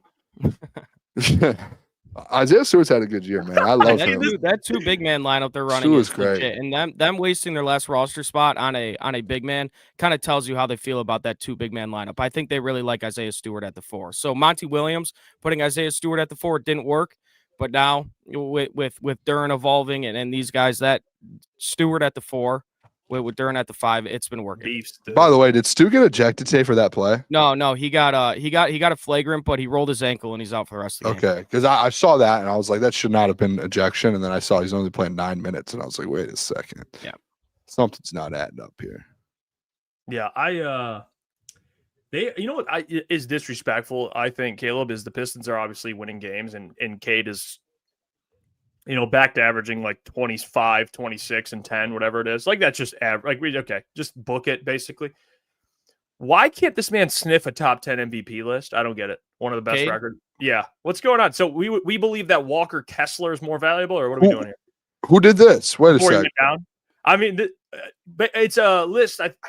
What outlet was it? I didn't see this list. Me it was either. Top 10 MVP candidates like voted on early on or whatever. And so far to start the season, and Cade wasn't even top 10, which is crazy to me because listen, if you watch Pistons basketball, like the guy almost had 20 and 20 a couple games ago. Yeah. I mean, what are we talking about here? Yeah. I mean, especially the game we went to, like even the games before that, like he didn't play well to start the year. Like the first 3 games, he wasn't shooting it well. He was turning the ball over a ton. He was getting in foul trouble.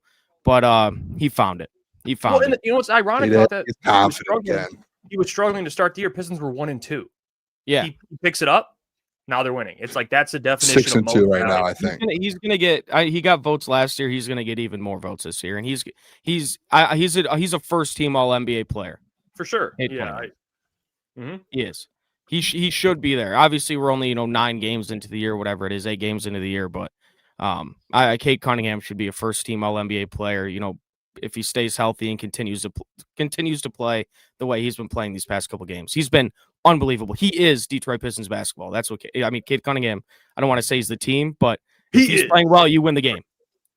Hey, by the way, Detroit Pistons basketball. I love that. He is Detroit Pistons basketball. Sounds like a commercial, like a catch line right there. I'll record it. I'll record it. And Pistons, reach out to me. Can you do us a favor real quick, Caleb? No, not for you. You laughed at my alley-oop thing. Well, you disagree with one of my takes, and now you're just like not for me. The alley-oop. Yeah, that's you said alley-oop. It's not an alley-oop, dude. It's an alley-oop.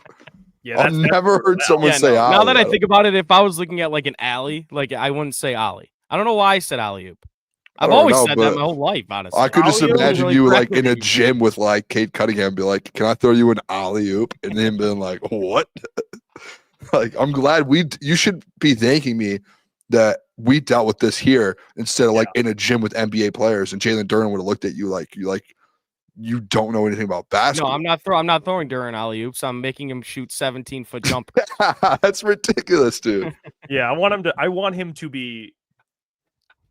All right, we're not getting back into this. Caleb, can you do me a favor? Sure. Okay, you promise? Maybe. It's not people said that at the same time. Etienne and Patrick. Did they mean to do that? That's crazy. That is crazy. Hey, Easy's got your back. Hey, easy. Alley-oop, but it's a common misconception. Yeah. Is that easy? That's not easy. It's a common misconception. I don't think it's not. That's the first time in my life I've ever heard anyone say Ollie. Easy's being nice. That ain't no common misconception. I don't think that's easy. No, it's his username, so I'm just saying easy. Oh, no, not so. Yeah, I was confused for a second, man. Caleb, you promise you'll do it. It's not a bad favor. It's actually like it'll probably be good for you. I don't know. Come on, just one time. You're not going to peer pressure me into anything right now. What is it? What was the favor? I just want to hear Caleb just imitate Mason the Pistons announcer. No, he's trying to make me look like a fool right now, live. Count that baby I'm in a not doing foul. that. Just say That's not Mason, but That's George Blaha. yeah. But no, you're not going to make me look like a fool right now, and I don't want to disrespect Mason. I'd rather because you do such a poor Blaha. job. I'd rather you do Blaha. To be honest, dude, though, like this could save you from the Ollie thing. People forget about the Ollie. That's fine. I'm not worried about the Ollie thing. Yeah, you know I'm what? not worried about it. Say Montgomery's last name, Boone. Montgomery. Say David Montgomery's last name. David Montgomery. No, that's not what you say. Yeah, David Montgomery. That's not what you say. Yeah, actually, Mount. Caleb, don't impersonate George Mason. You will butcher that. Don't do that. That's what I'm saying. Is his name George Mason? I don't think or it did is. you just say George? Yikes. Dude, I got to get out of here, boys. That's a school. That's a school, bud. No, my brain is in a fucking pickle. We go from Penny and Dwight, George Blaha. You guys aren't locked in today. I mean, no, I think my brain is just fried. I think that's what it is. My mind is on TikTok right now. Caleb made $1 on TikTok, and this guy's he's rude. No, you know what? Now. Just let's just get the pick 'em. All right, I hopefully my brain's not fried for pick 'em because I think I'm in number one. I think I'm in the top spot, tied with you. It's tied. Yeah, you're not number one. We are number one. Tied for number one. Which you will be going first today. Oh, why? Because you had the better record last week, I believe. So you are okay. Tiebreaker wise, you go first. Caleb, how's your season going? What am I? 5 games below 500 with an asterisk there because Boone said he didn't know my games the other day. No, I knew your games. Did you I get got them all? I got everyone's. That's why I sent it. What was Caleb's record last week? Let me pull this thing up. I don't have it last week, so I can't remember. Okay, Let me pull up the records real quick. Hold on. Let me go back. I sent them to the boys just a little bit ago. Hold on. Give me a sec. I mean, I'm better than I was last year. I'll say that. We all took a loss because we all had the Cowboys on Monday night too. I think I'm like honestly, what would be a comp for me? I'm always 500 every year in pick'em. What's a good? I'm having a bad year for like me. The Steelers.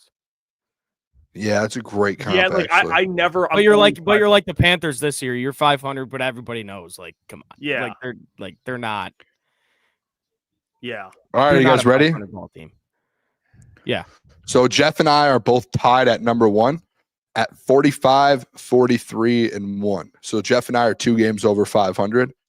Caleb, he is 42, 46, and 1. So he has 4 games under 500. Klotzy is 31, 36, and 1. So he's 5 games under. And then Michael Gentry is 24, 43, and 1. My dude, Mike. goodness. Honestly, if I was Mike, I would honestly just have like Chat GPT pick him at this point. Just have Chat. Yeah, he's in a tough spot. I think his season's over. Matt, what if he came back and won somehow? Well, I'm gonna make sure he doesn't do that today. I think I'd love the picks today. I already was kind of looking at this sheet. There's 11 games this time because I think I just liked a lot of these, to be honest. ETN 24 and 43 sounds like a Bo Nix stat line. Actually, a good point. That's a good point by ETN. All right, let's start this thing. I by the way, this first game, I'm hoping you guys don't overthink this one. This first game on the sheet here, Falcons at Colts. Yeah, Colts -6.5. It's in London. Can I run this? Just because you go first, I'll still roll this here. Yeah, go ahead. Can we get the music playing here? Yep. By the way, that's the commissioner. You just tried to just because you're tied for first doesn't mean you're the commissioner all of a sudden, bud. Commissioner Boone still runs this thing. Well, commissioner is going to take second place, so we'll see how that goes. I already got my championship. I'm kind of playing with house money now. Anyone can win this year. I'm happy. I'm still a champion.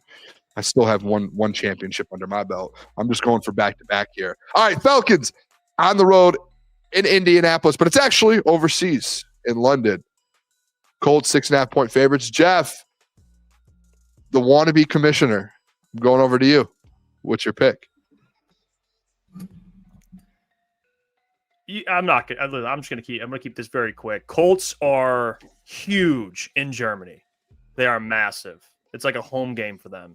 Yeah, fun fact, Caleb. Yeah, you can use that. You can steal my pick for that. Yep. Colts are loved out in Germany. That doesn't feel. That feels like a made up. Are you lying? No, dude, that's so fake. What are we talking about? Oh, so Pat McAfee's lying. Are you insinuating that Pat McAfee's lying? Is that what you're saying? Pat McAfee played for the Colts. He's going to say everything good about the Colts. You know what they said? The Colts are big in Germany. They have a park out there that's like a Colts park out in Germany. I did not know this. This felt like a lie, dude. By the way, give me the Colts. They got some juice after they got Sauce Gardner. They're coming off a loss. Sorry, Falcons. They're covering the spread. It's 6.5. Give me a touchdown. I'll take the Colts. Hey, you know what? I'm going to follow in my friend's footstep. Give me the Colts. Yeah. Give me the Colts, dude. I'll take the Colts, man. I do think that coming off a loss, that this team, they're going to have a little bit of juice. I will say it's going to be closer until the fourth quarter because every single time I wake up at 9 a.m. on a Sunday for a football game, it's the worst football game of all time, even if it's two really good teams. It feels like any team that goes across the pond, as they call it, to go play football, that they always struggle at that. And I think it's because it's the time, a long travel day, all of that. So I'll take the Colts, though, over the Falcons. I don't think the Falcons are going to play well, to be honest. Yeah, Boone, for that reason exactly, that every time I wake up and look at that London game and check the score, it's always a terrible game. I got to take the Colts -6.5. And it helps that I guess that Germany is basically Indianapolis, I guess. I mean, yeah, I didn't know that. I didn't know that, but I guess either. It helps. Colts -6.5. I mean, Falcons losers are 3 straight, and I don't think they get it together this week. So give me the Colts. All right, next game. Jags on the road in Houston.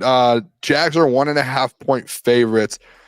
I don't remember. Were the Jags on a bye week last week, boys? No, they won in overtime against the Raiders. Raiders, yes, that was it. Okay, now I got it. And Houston lost to the Broncos last week as well. So Houston coming off a loss, Jags coming off an overtime win. Essentially a pick'em game. Who are you guys picking? Jeff, you're up first. Yeah, this game is disgusting for 2 reasons. One, no CJ Stroud, so they have Davis Mills, but Trevor Lawrence, they don't have Brian Thomas, so they're out without their number 1 receiver. This is going to be such a gross game. Give me the Jags. Like that. 1.5. Yeah. I don't want to listen. This is the bad part about being second is when I have my picks, it seems like I'm copying. I like the Jags. I don't think you mentioned one player there, Jacoby Myers. Without Brian Thomas, Jacoby Myers is still there. I don't know if Brian Thomas is officially out. I think he is. Is he officially out? But he like ETN says it in the chat, like he hasn't been great big part of this Jags offense anyway. But still, I think without a CJ Stroud, I do think the Houston Texans defense is really good. But with no CJ Stroud, I don't see the Houston Texans being able to have enough firepower to beat this Jags team. Liam Coen, they keep figuring this thing out. I'm taking the Jags as well. I like that pick. Yeah. Give me the Texans. Look, I'm the biggest Jags guy in the world. I really like Trevor Lawrence. I'm never gonna lose my faith with Trevor Lawrence, even though he hasn't played well. But yeah, the Texas defense is so good. Yeah, I mean that I know their offense. They don't have CJ Stroud. Davis Mills is that quarterback, but that Texans defense is really, really good. And I think they're gonna win this game outright against the Jags. It took them till overtime to beat the Raiders last week. And personally, I think the Raiders stink. Did you watch that game last night? And it took them till overtime. Give me the Texans +1.5 in this one. All right, next game. Yep. That's on me. You took who'd you take? Sorry, the Texans. Texans. All right, my bad. I was just looking at a couple games down the line, make sure we had the right spread. Next game, Giants on the road to Jeff's Chicago Bears. His Bears are 4.5-point favorite, man. 4.5-point favorite. Jeff, where are you going here? I honestly, it might. I'll say this: like the Bears, the 4.5. I think this should be a little closer. I think this Bears defense has not been that good, to be honest with you. But I will go with what I think the healthier team at home. So I'm going to go with the Bears at home. I think this could end up being like a 3-point game and the Giants could cover. That's probably my worry with this game, but I'm just going to take the Bears. That was unbelievable. I get your, because I'm taking the Bears as well. I have them. I just think the Bears are the better football team. Giants just don't have they're so depleted, which it sucks because they could have had a really good team, to be honest, as crazy as that sounds. You gave reasons for the Giants. No, I think it'll be close. close. That's why. Then you hit the Bears. I've never seen someone do that before. Well, it's just because it's a tough game to pick. But I'm gonna take. I'll take the Bears though, -4.5. Give me the Bears at home. They're at home. Yeah, the Bears are at home. Here. That's what it says here. Let me see. Commish got it wrong. Well, no. Yeah, give me the Bears. Give me the Bears -4.5. Yeah, the Giants. No Scadaboo. Yeah, it's in Chicago. I think Jackson. Why were you so Dart, confused?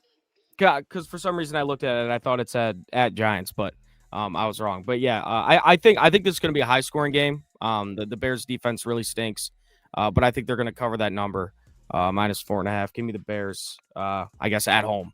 Yep, at home. It is in Soldier Field, confirmed. Next game, Cleveland Browns. This is an ugly game. The only reason I put this game in there is because it's Aaron Glenn and the Jets just sold, so I'm interested. It's weird. The Jets are only 2.5-point dogs. The Browns are 2.5-point favorites in New York. Felt like with them selling basically their whole house that it should have been a bigger spread. I know it is the Browns, though. Jeff, who are you rolling with in this game? Give me the Browns. I'm not going to overthink this. You sold. They want to lose. So I don't know. If they win this game, it would be, I don't know what we're doing here. So give me the Browns. Yeah, I wrote down the same thing. Browns 2.5 by field goal. I don't see a world. I've told you guys this before. Jeff. Also, welcome to the other side. You've been betting Jets every single week against me. I have been betting against the Jets. My guy, AG, man. That's also another reason why I put them in there is because Aaron Glenn's the coach. So I feel like we're obligated to talk about the Jets at least once a week.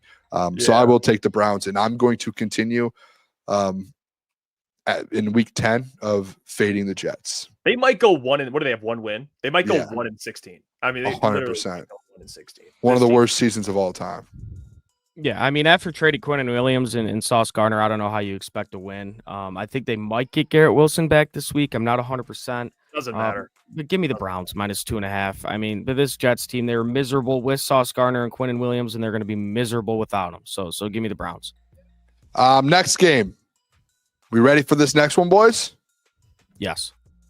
Ravens, 4.5-point favorites. Lamar Jackson back for a second week, coming off a win in Minnesota after the Minnesota Vikings just put a beat down on the Detroit Lions. It's in Minnesota, which is a tough place to play. Jeff, who are you rolling with? Oh, you thought I'm picking against 9? I am going to pick against 9. Give me the Ravens. Ravens they're gonna win by 3 touchdowns. So give me the Ravens. Let me tell you something real quick about this guy, 9. Give me the Ravens -4.5. Vikings coming off too big of an emotional win. Ravens actually looked like the Ravens last week. Like they looked good. I think they might win this. I think they might win this game by 2 touchdowns. Honestly, they played the Dolphins. And I know that's a get-right game for the Ravens. I know it's a get-right game for Lamar coming back from an injury. Give me the Vikings +4.5. I think that win for them really meant a lot. JJ did not play well, but you're playing a bad Ravens defense. I think you could have a decent game. You have Jefferson, Addison, a bunch of weapons, and then that defense. Brian Flores has that defense playing really well. Give me the Vikings +4.5, and I think they could win this game outright. Can I be honest with you guys real quick? Trust circle. You guys can't get mad. Yeah. I forgot to write all your guys' games down after the Jags game because I was just so juiced up about these next games. Jeff, you picked the Bears and the Browns, correct? Yeah, Bears, Browns, Ravens. Ravens -4.5. Caleb, you picked Bears. No, yeah, Bears, Browns, Vikings. Browns, Vikings. Wow, you picked the Vikings. Okay, that's interesting. All right, now I'm back on track. Money line pick for me as well. Back on track. All right, next game. Buffalo Bills, they go on the road after beating the Kansas City Chiefs. They're 9.5-point favorites over the Dolphins. Jeff, who are you going? These games, to be honest with you, are always pretty close for some reason. I don't know why that is, which makes me a little hesitant. This is another one of those weird games. 9.5 points is a lot, but I'm not going to overthink this one. I'm just going to go with Josh Allen. I'm going to pick the Bills here. I think they're coming off a big win. I think hopefully this can kind of steamroll and they can start making some noise. This would be another good win for them just to blow out the Dolphins. So give me the Bills. Yeah, they played earlier this year. Tyreek Hill was playing. They had a lot more of their guys, and the Bills beat them by 10. I looked at last year. Last year, the Bills beat them by 21. The year before, there was a game the Bills beat them by 28. So it seems like every year they just if the They just traded Jalen Phillips to if like the Dolphins aren't at a full health and full go, it feels like the Bills just take care of business versus the Dolphins. And there are games where it's close. I'm going to take the Bills minus 9.5. Very good win they had last week. They probably want to prove that they are continue to be a great team, and they've had a couple tough losses. So this is a game where it's like, hey, we need to win. Go take care of business. Feels like a 2-touchdown game. I'm taking the Bills as well, Jeff. I agree. Taking the Bills. Coming off a big win against the Chiefs, the Dolphins stink. Give me the Bills minus 9.5. They're going to win by 10. If it was 10.5, might go a different side. 10.5 is a scary number, but I love the 9.5 number. Yeah, 10.5 is scary. Next game here, the New England Patriots go on the road versus the Tampa Bay Buccaneers, boys. I don't know. I can get you guys real quick some injury updates here. Let me see if I can pull this up. It looks like Christian Ellis out. Kayshon Boutte out. Ramondre Stevenson out. Those guys are all out. Marquise Watts out. Hassan Reddick out. Chris Godwin out. Bucky Irving out. Not good for both sides, to be honest. But, Jeff, who are you rolling with in this one? Bucs are 2.5-point favorites, by the way, just so you know. That's who out. My bad. Yeah, this is another one. I mean, they're favorites by 2.5, which with all the injuries is kind of weird. But I'm gonna go with Tampa here. I think Tampa off a bye is interesting, and they've beaten teams injured before. I mean, they beat the 49ers injured. They beat some decent teams injured. So I'm gonna go with the Bucs. That Lions loss, I think, is gonna, it's still in the craw. It's still in the craw. So give me the Bucs here. I think they win it. I'm with you. I think they're going to be dangerous coming off the bye. I just think I'll take the 2.5 with the Patriots. I will. I think it might be a 1 point. I mean, this might end up being a 1 point game. I wish it was at 3.5 so I can get a field goal. But I'll go with the Pats here. I think there's a chance the Patriots win this thing outright. They've been playing really good, man. They really have. I mean, give me the Bucs minus 2.5. I love the spread. If this spread was Pats, whatever team was favored, I was going to take in this game, honestly. Bucs coming off a bye. The Patriots look unbeatable right now, but I think they lose this week to Tampa Bay by at least a field goal. So give me the Bucs at home. All right. Arizona Cardinals. Jacoby Brissett is now the quarterback for the season. It looked like Kyler Murray. Very weird situation going on there in Arizona. But Kyler Murray put on IR. They said he was about to be good to play, and then just all of a sudden, I think it was just that he just got benched, and they did it in a nice way instead of fully saying, hey, you're done. They did it the nicest way possible and said, hey, let's just fake an injury for you and put you on IR. So no Kyler Murray. It is Jacoby Brissett, 6.5-point underdogs versus the Seattle Seahawks. In Seattle, by the way, who's playing very good football. Jeff, who are you rolling with? Give me the Seahawks. They're playing great football. The Cardinals will be without I think their starting corners are out. Will Johnson, Max Melton. So, give me the Seahawks here. Yeah, I'm right there with you. I love the Seahawks team. I wanted to put them higher in my power rankings. I almost put them at number 2. Like I've watched them 2 or 3 times the last couple weeks, and they've looked incredible. I know they're not playing like the greatest of teams, but just they dominate, man. And that defense is it's actually a very, very good defense. And I've heard a lot of people around the National Football League be like, that's a Super Bowl defense. Like, keep an eye out for the Seattle Seahawks team. I don't see Jacoby Brissett and the Cardinals putting up a lot of points. And as long as like this offense can put up, let's say 21, it's going to be like a 21-14 game. And that will be enough to cover the spread. Yeah, I mean, give me Seattle minus 6.5. What worries me is, like, does Jacoby Brissett come in and turn into this guy that just covers all these games? He covered against the Packers. He covered last week. Obviously, they won outright against Dallas. But, I mean, Seattle is really, really good. They're honestly scary coming out of the NFC. This is the team that I didn't think was going to get – I didn't understand the hype going into the year with the Seahawks. Now I do. And give me them as a touchdown favorite this week. Next game. This is a big matchup. Rams, 4.5-point favorites on the road versus the San Francisco 49ers. The 49ers beat them in the first game. Everyone played. Mac Jones played. Puka Nacua played. It was a full normal game there.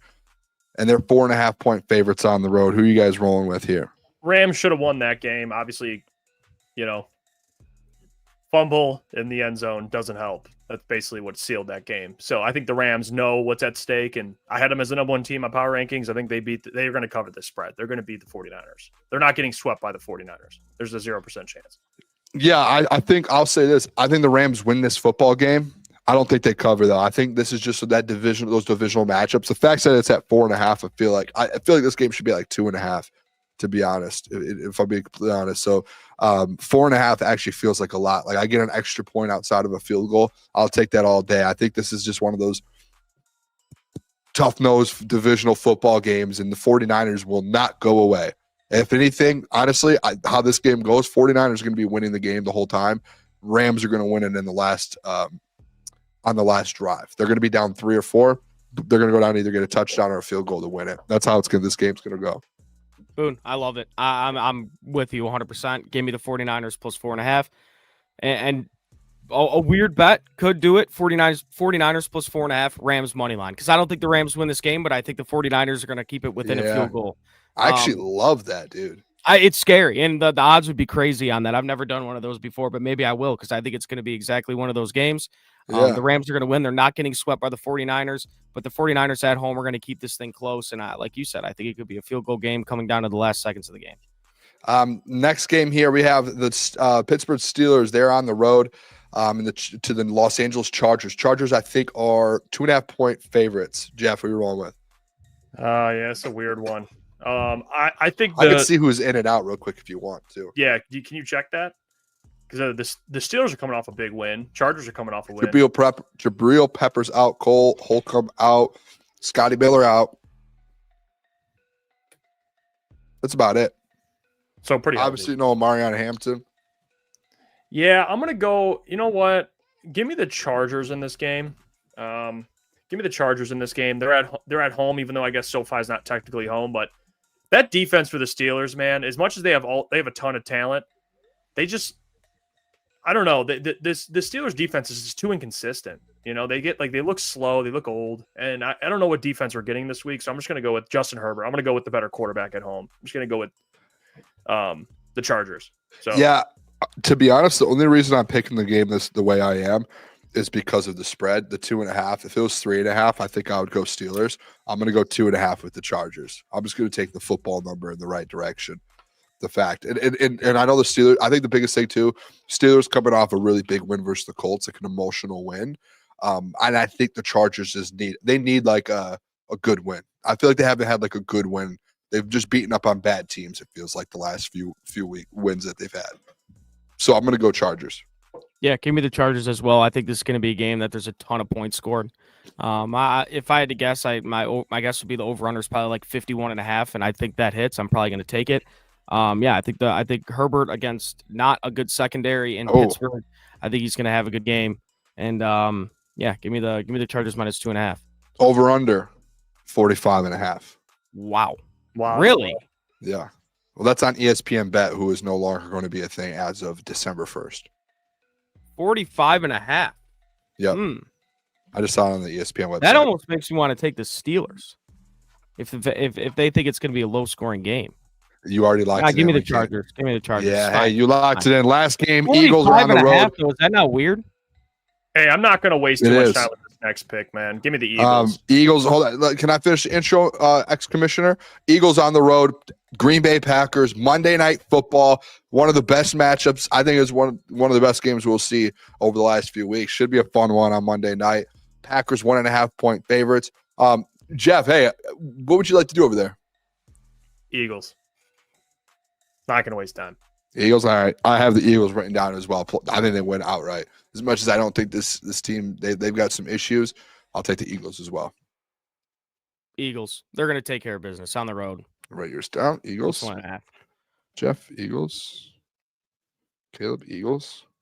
Do you have all of our other picks written down? Yep. There you go. Cool. See how it turns out. Great shows this week. We appreciate everyone for the chat, for watching with us, hanging with us this week. We'll be live on Sunday, game day. You guys know it's at 4:00. We'll be live, watch party, post game. You guys know the deal. So Sunday, potentially DraftKings. So until Sunday, then we'll have content posted out through the weekend. So make sure you turn on the notification bell. You get alerted when we post. But until Sunday, we'll be live again. Love you guys. Wait, you go live tomorrow, Caleb? Yes, live tomorrow morning, 9 a.m. There you go. Boom. Yep, 9 there a.m. we go. tomorrow morning. Caleb will be live. So, and we'll have content posted tomorrow. So, be back tomorrow. Until then, peace.